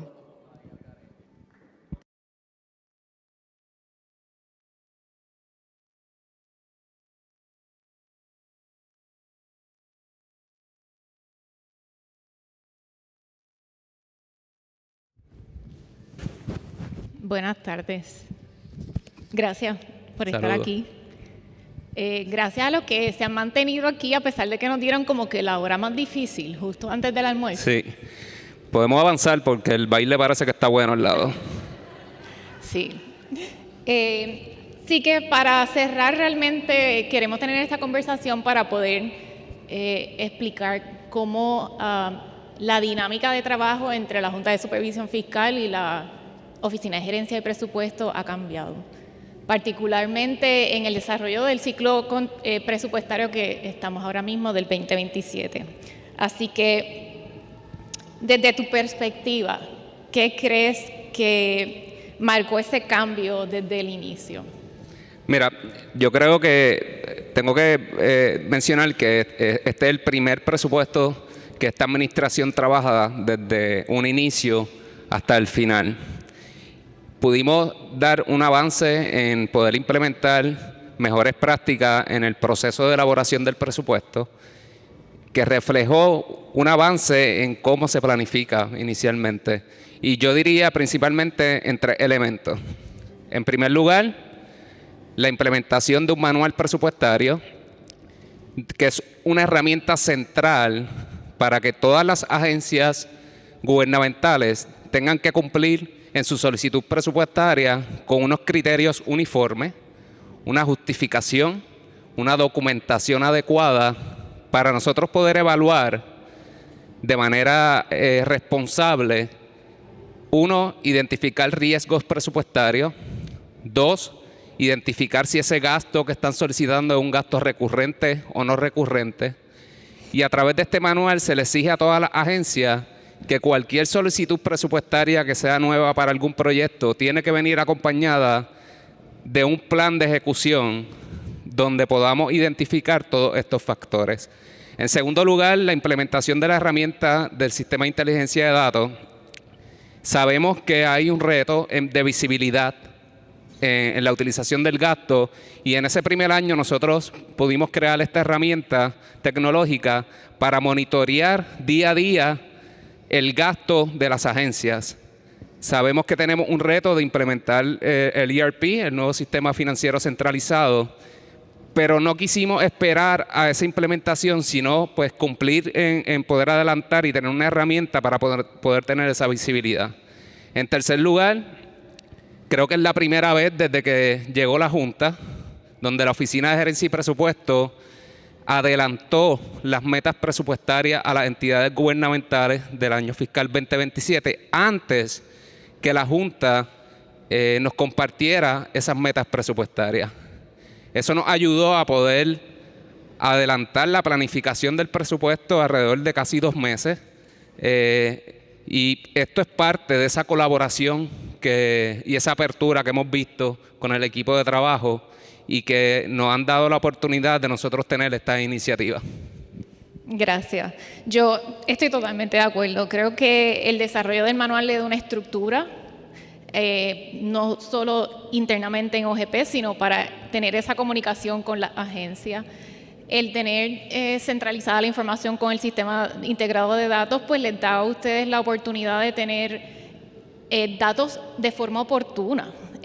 Yo creo que ha sido una iniciativa que les da a ustedes quizás una seguridad de poder tener información que anteriormente quizás no tenían acceso como le digo, en el timeliness, ¿verdad? Al momento que la necesitaban.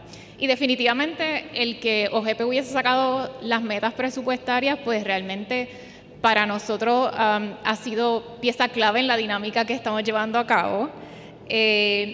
Ahora bien, para mí, y lo que quisiera que nos compartieras es cómo viste, cuál fue la reacción de las agencias con todos estos cambios, ¿verdad? Con toda esta estructura que se está implementando y con el hecho de que OGP mismo le está estableciendo, ¿verdad? ¿Cuáles son esas metas? Fue positivo el haber adelantado la planificación presupuestaria, nosotros emitiendo las metas del presupuesto del 2027, marcó y definió el que la Oficina de Gerencia y Presupuesto pueda organizar de manera oportuna las propuestas de la agencia en la solicitud presupuestaria y poder justificar esas necesidades. Existe un reto y parte de la reforma de presupuesto que queremos implementar y que estamos trabajando en conjunto, no solamente es reforzar la Oficina de Gerencia y Presupuesto. Tenemos un reto de reforzar las oficinas de presupuesto de todas las entidades gubernamentales. Mientras nosotros reforcemos esa oficina, las solicitudes presupuestarias van a ser más eficientes y poder ser evaluadas de manera más eficiente y oportuna por parte de la Oficina de Gerencia y Presupuesto. Creo que el reto mayor no es solamente en la Oficina de Gerencia y Presupuesto, es cómo llevamos y educamos a las agencias a que entiendan cuáles son los recursos disponibles, cuáles son esos ingresos y esas proyecciones, que no se conozca solamente a nivel central desde nuestra oficina, que ellos lo entiendan y que sepan que ese es el recurso que tenemos y cómo nos alineamos a poder, basado en esos recursos, poder ejecutar la política pública y el plan de gobierno. Y era el término que hablábamos de adecuado, ¿verdad? Y yo creo que aquí como parte de los panelistas han mencionado, siempre hay competing needs, ¿verdad? Siempre va a haber esa dinámica donde no todo el mundo va a estar necesariamente conforme, ¿verdad? Y yo creo que ese término adecuado es el que les brinda a ustedes la perspectiva de poder explicarle a las agencias que las metas que ustedes establecen no solamente piensan en la agencia individualmente, sino como gobierno, ¿no? Y parte de la herramienta que pudimos implementar nos ha ayudado en poder presentarles a las agencias que la meta presupuestaria que se está asignado es basada en los recursos que tenemos disponibles y que de acuerdo a estos datos entendemos que el presupuesto asignado es el adecuado, ¿verdad? Creo que esa comunicación, esa educación hay que llevarla a todas las agencias. Reconocemos que necesitamos mejorar el marco legal de la Oficina de Gerencia y Presupuesto para poder tener ese acceso a todas las agencias. Tenemos entidades que tienen su ley orgánica independiente y no tenemos tal vez esos accesos que tal vez la Junta actualmente tiene.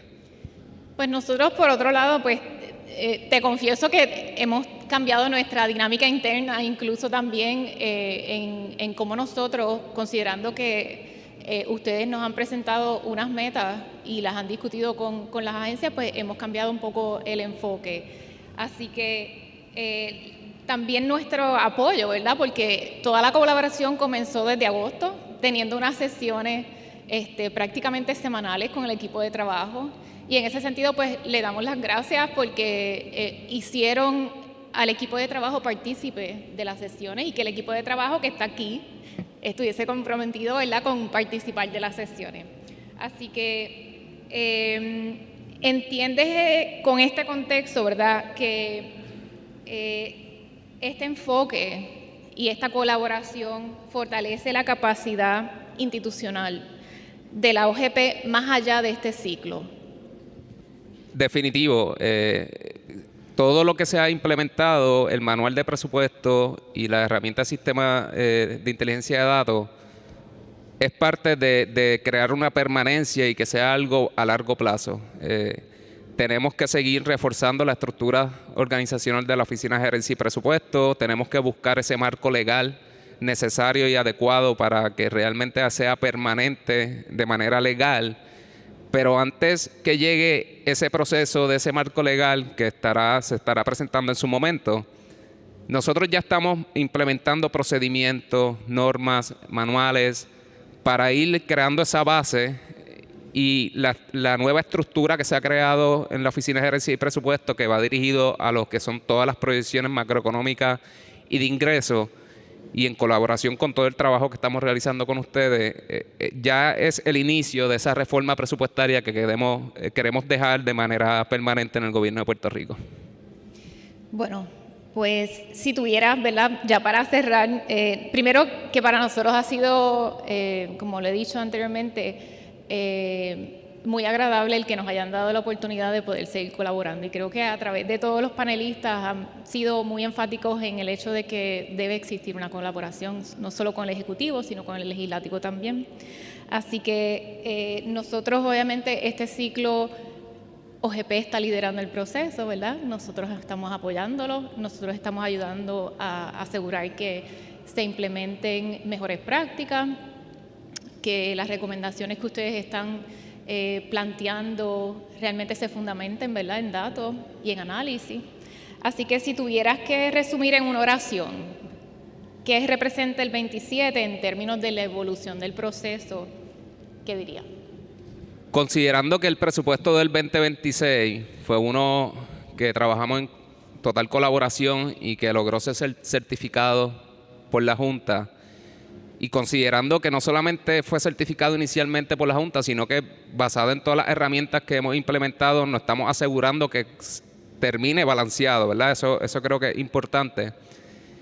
Considerando todo ese proceso, creo que el presupuesto del 2027, que hemos tenido la oportunidad de trabajarlo de inicio a fin, es un presupuesto mucho más robusto, con análisis de datos más específicos, un presupuesto estratégico y que atiende tanto incertidumbres, riesgos fiscales, como poder cumplir con el plan de gobierno y la política de nuestra gobernadora. Así que yo no tengo duda, ¿verdad?, que va a ser un presupuesto mejor elaborado que el del 2026.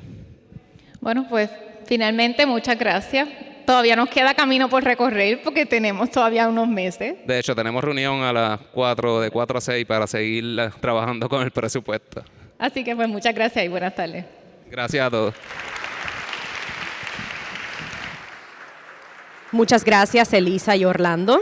It is now time for the Q&A session. All of the panelists will be participating, as well as the Oversight Board members and director.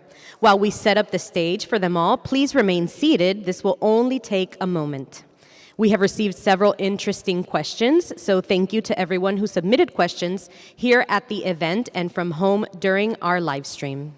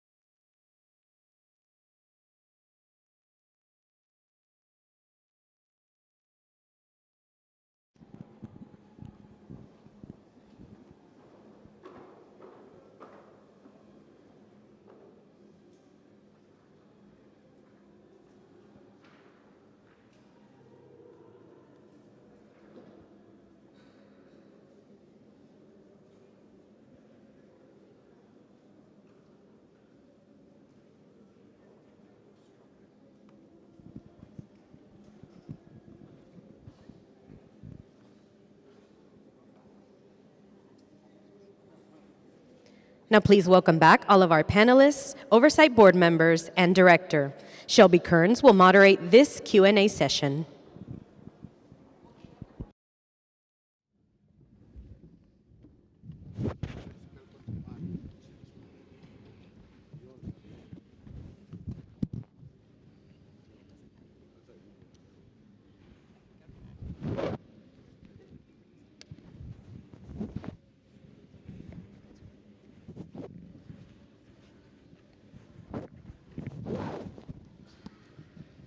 Let me bring this one.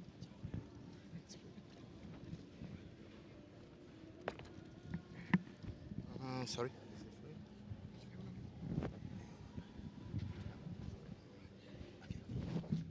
So thank you all for submitting some interesting questions. And I'm going to go ahead and direct these to various panel members up here today. And we're going to start with Juan Carlos. First question is, how can budget transformation built on the practices we have and improve these instead of erasing everything and writing a new script? So instead of starting over, how would we build on what we have?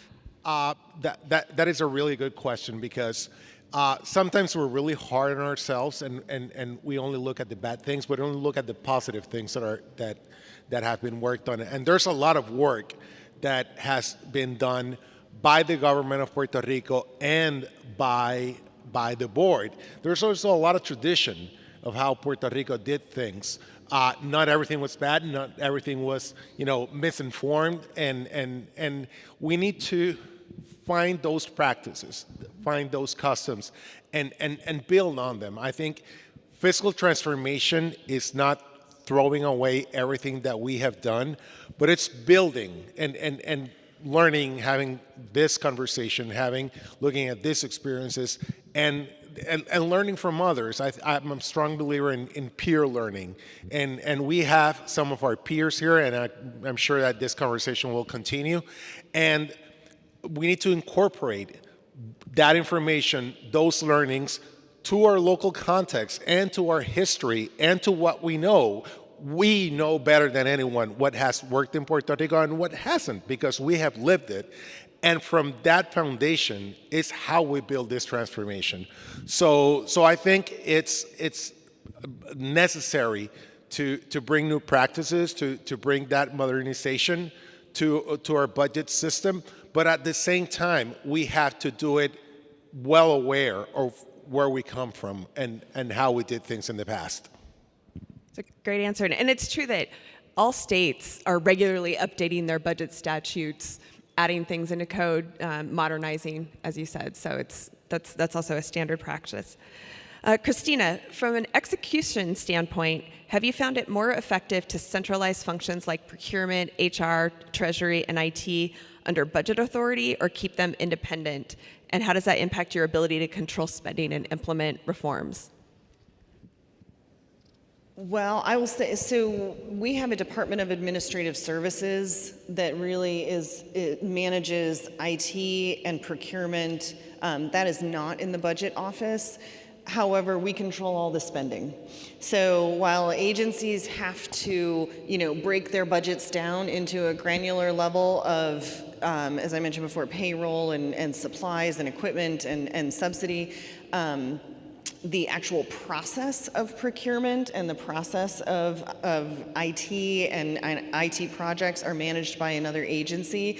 So they have to afford it first. So we have all of the process in place such that an agency can't get too far into a project and not be able to afford it. So we have the controls in place, but another agency manages the technical aspects of that. And I would imagine you work very closely with them. Very closely, yes. For Andrew Miner, Dr. Miner, we have two Andrews up here. How do you operationally integrate federal funds into your core budgeting process? Are they built into base budgets, tracked separately, or tied to performance metrics? And how do you prevent them from distorting state priorities? Great question. Very good question. So almost kind of all of the above, really. So federal funds are integrated into the operating budget. They are one of the four. Our general fund budget for 27 is about $11 billion, and our federal funds budget, I think, is 12 or 13. Most of that is Medicaid.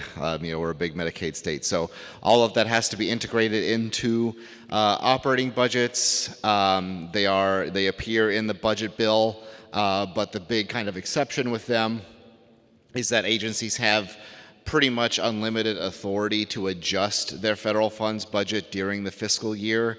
That could be either because they got a new grant and so they need to budget that, they need to establish budget for that, or they need to, some federal funding went away because there were federal budget cuts or whatever, and so they need to reduce their budget accordingly. So it's very important that agencies keep track of all those different federal funding sources, and if they're big agencies, they might have, like our environment department has dozens of different environmental related grants that they have to keep track of and work with us to adjust their budgets accordingly. Beyond the operating budget, there's some that gets budgeted kind of like in one-time separate pots. So like for FEMA money, we had a few pretty horrible fires in New Mexico, forest fires in New Mexico a few years ago.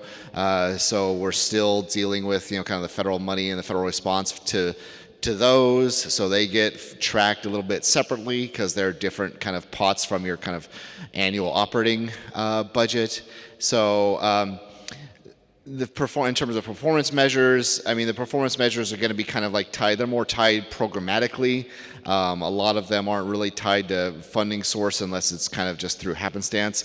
But of course, there are a bunch of Medicaid-related performance measures, right? And Medicaid is about 28% general funds, 70% federal funds, or something like that. So they are involved in that way.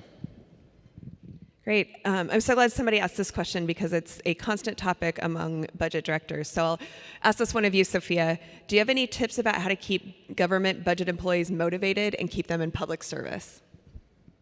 Ooh, that's a tough one. I think it's really important. We recently launched an initiative called the GRIT Initiative, Government Reform, Innovation, and Technology.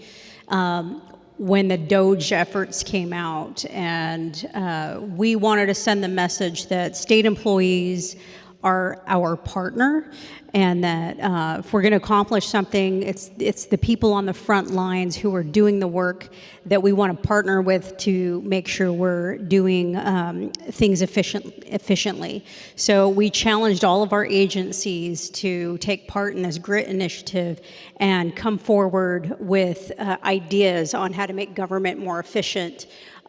This is one example of what we do to try to elevate the status of public service and to really see this as an opportunity for public service.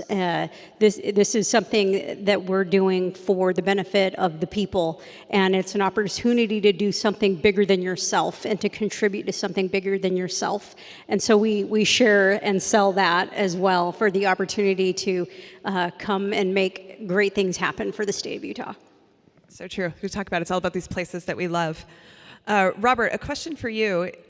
Why is there so much discussion about modified accrual so that the board can complete its mandate in Puerto Rico, and why is it important? Well, first on the promesa specifically mentions 4 consecutive balanced budgets. We've had balanced budgets in Puerto Rico, but we haven't had them under the modified accrual standard that's in promesa. And it's more than an accounting treatment. It is a way to make the government more accountable for its spending. And the reason it's important, I live with it partially in New York State. New York State is on a cash accounting system. New York City is on a modified accrual system. New York City, they were rewarded with the modified accrual system after the bankruptcy in the 1970s. And the reason you use modified accrual system, just a simple way of thinking about it, is it requires you to have the revenues for the spending in that year to be aligned. So you have to have the revenues that come in one year, you have to align it with the spending from that year. Why that's important is because on a cash accounting system, you can play a lot of gimmicks. And when there are difficult times, or sometimes not so difficult times, you just move expenditures from one year to another, delay paying a bill, delay paying large amounts of bills, move them into another fiscal year, and then you show like your budget was balanced in one year, but what you really did was you just shifted payments into another year. That's a practice that in Puerto Rico they did for years. So it made it seem on a cash basis that the budgets were balanced. And I remember having this conversation with previous administrations here in Puerto Rico when they said, well, our budgets were always balanced. But when you looked at the audited financial statements, they showed that the budgets were not balanced for 16 consecutive years. Every year, they played the game of shifting expenses from one year into the next, and then into the next, and then into the next, until eventually, right, you fell off the cliff. So, not being in the room when they drafted Promesa, but in talking to people, that was important because they did not want that to happen again. And they wanted the discipline of the modified accrual standard to be a requirement. And it's not that hard, right? And there are exceptions. It's called modified accrual because there are exceptions. Things like, capital spending, things that cross years. Those obviously don't have to be paid for in each year. But that's the reason it's important, and it's very much achievable here because we have the resources. What we need is the systems in place to align the revenues and know what spending you have in any given year and know what's spending. Now, I know New Mexico is here, they're actually are using the modified accrual system, so you have more experience with it. But it's important for Puerto Rico not to return to the practices of the past. And it's very doable. And like I said, New York City's been doing it since the 1970s. It works. And they still, you can run into budget challenges with that, but it requires a discipline and an amount of disclosure publicly that heretofore they didn't have. And the practice is that was part of the failures that resulted in the bankruptcy.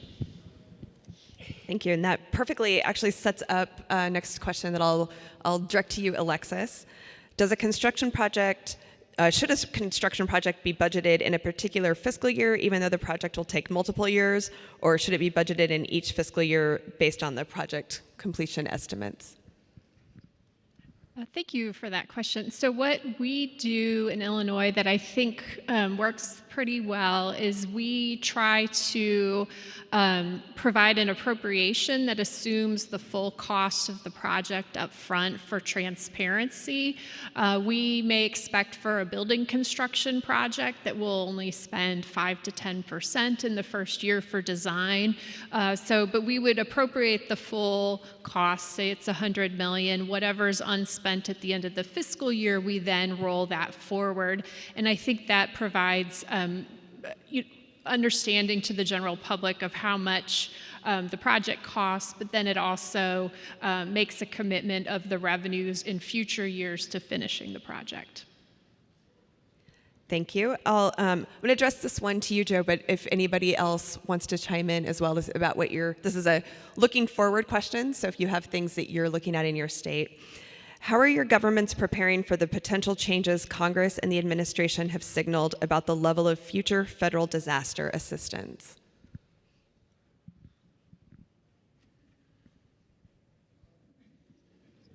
Sorry,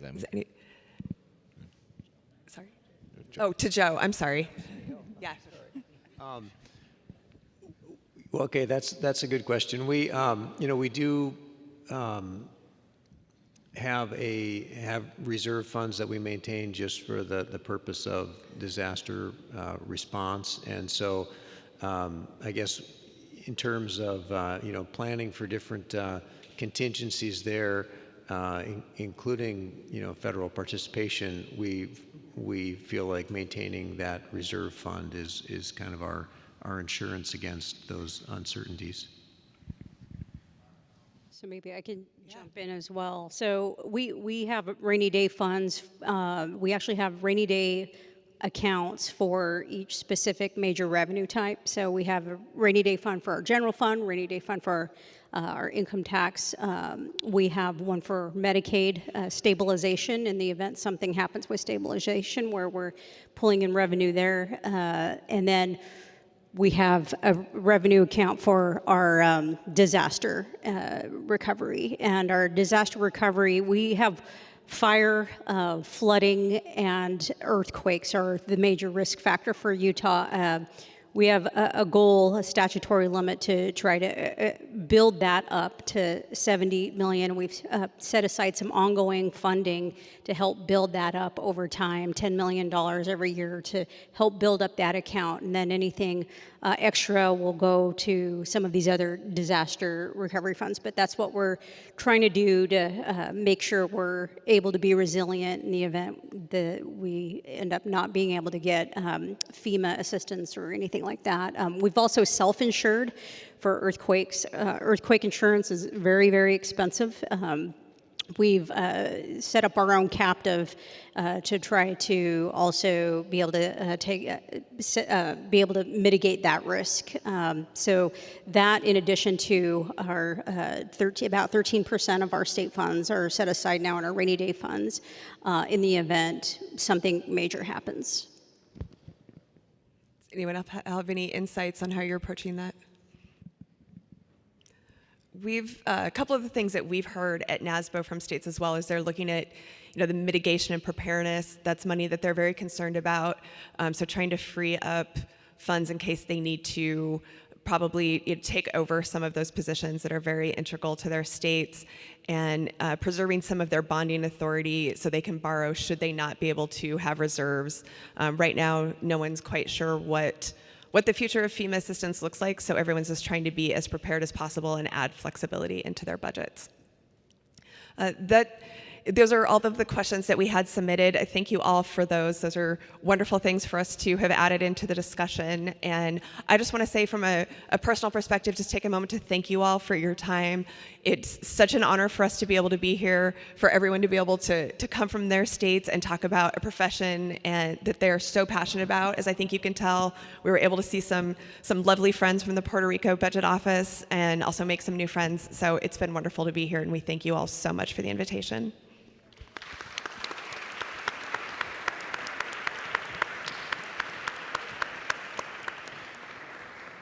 In closing, we'll hear some final remarks from Oversight Board's Executive Director, Robert Mojica. Again, thank you. And as we close today's symposium, I want to thank our speakers, our moderators, and everyone that joined us today in the room and through the live stream. Today's discussion made one thing clear, that meaningful reform depends on strong institutions, reliable data, and sustained collaboration. And Puerto Rico is building all three. What stayed with me from today's panels was the consistency of the message. Across 5 budget directors, 5 different states, 5 different political environments, every one of them came back to the same point, that the reforms that lasted were the ones that are written into law, that had statutory frameworks and executive commitments, but you need both. These are the ones that matter. The reserves that protected their states during downturns were established by statute, with mandatory deposit rules and clear withdrawal criteria. The multi-year financial plans that gave their governments credibility to the markets were required by law. The forecasting processes that prevented optimistic revenue forecasts and bias that drove Puerto Rico's crisis were codified in statute. And John Nixon proved that in Michigan, even from the deep fiscal hole that they were in, those reforms can be built, and they held. So those are practitioners who have lived through political transitions, telling Puerto Rico what they learned the hard way. If it is not in the law, it is not permanent.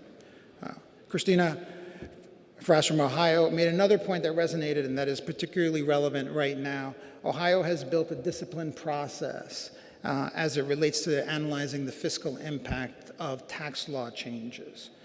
And they did that before the laws are enacted. The analysis comes first before the decisions are made about tax relief, so that they're made clear about what the impacts are over the long term and what's the state's capacity to absorb it. That is the standard Puerto Rico should hold to itself, not as a barrier to providing relief, but as a responsible way to make sure that the relief is sustainable over time. The need for these reforms is not a new idea for Puerto Rico. It has been discussed and documented for years. What is new is that we are at the moment where it must actually get done for the future of Puerto Rico. And Puerto Rico can do this. So what's next? Today we discussed the building blocks. Now we build. Now we have to build a budget process that protects Puerto Rico's fiscal stability and completes the recovery from the fiscal crisis so that Puerto Rico never falls into the bankruptcy again. We saw today in the conversation between the Budget Director Orlando Rivera Berrios and Elisa Guardiola that this work is already beginning. A budget manual that sets the uniform standards across the agencies, a daily spending monitoring system, and for the first time, OMB is sending budget targets to the agencies before receiving the board's targets. These are real changes that are already underway. The work of building is not waiting for this symposium to end. It has already started. And now we have to create the legal framework, the foundation for which this budget process will rest permanently. Reserves must be established in law with mandatory deposit rules, clear withdrawal criteria, and legislative protections. And I heard from one of the budget directors also spoke that, reserves are just a means to temporarily hold you until you can make the tough decisions. They are not there so that you don't have to make the tough decisions. And I think that is the discipline that needs to be learned, because you need to set the money aside so that you have time to do what needs to get done to put things back into balance. And I think that's a really good lesson. Long-term financial plans must be codified into law, capital plans, and an all-funds budget. All of this needs to be incorporated into the statutory framework for Puerto Rico to ensure that the rules and the guardrails do not change by administration, government to government. There needs to be continuity. These are the core principles. They're not political priorities. Every administration will have political priorities, but they must rest on these core budgeting principles. The Oversight Board's role under PROMESA is to ensure that governance decisions are consistent with the path to fiscal responsibility and the path to market access. But the board does not want to be here forever, and the fastest way to end the Oversight Board is to institutionalize the reforms. I want to acknowledge Governor Gonzalez Colón directly. The reforms that we are discussing today require executive leadership. And her presence here and her administration's engagement in the process reflects the kind of commitment that makes the reforms real. And we look forward to working with the legislature because the statutory framework requires both branches of government. These are not board priorities being imposed on Puerto Rico. They are the standards that every state represented in this room already meets. Our goals are the same. What we heard today shows that they are goals and standards that other jurisdictions share too, and that they can be done right with reserves built, capital plans made and funded, and a credible plan in place. Puerto Rico will be able to show the world that it has changed. So I want to thank the government, the legislature, NASBO, all of the fiscal staffs, the nonprofit organizations, and the business community for their support in making today possible. And we remain committed to continuing this dialogue as part of a shared responsibility for Puerto Rico's future. Puerto Rico has done the hard work of getting here. Now let's build what comes next. Thank you. Thank you.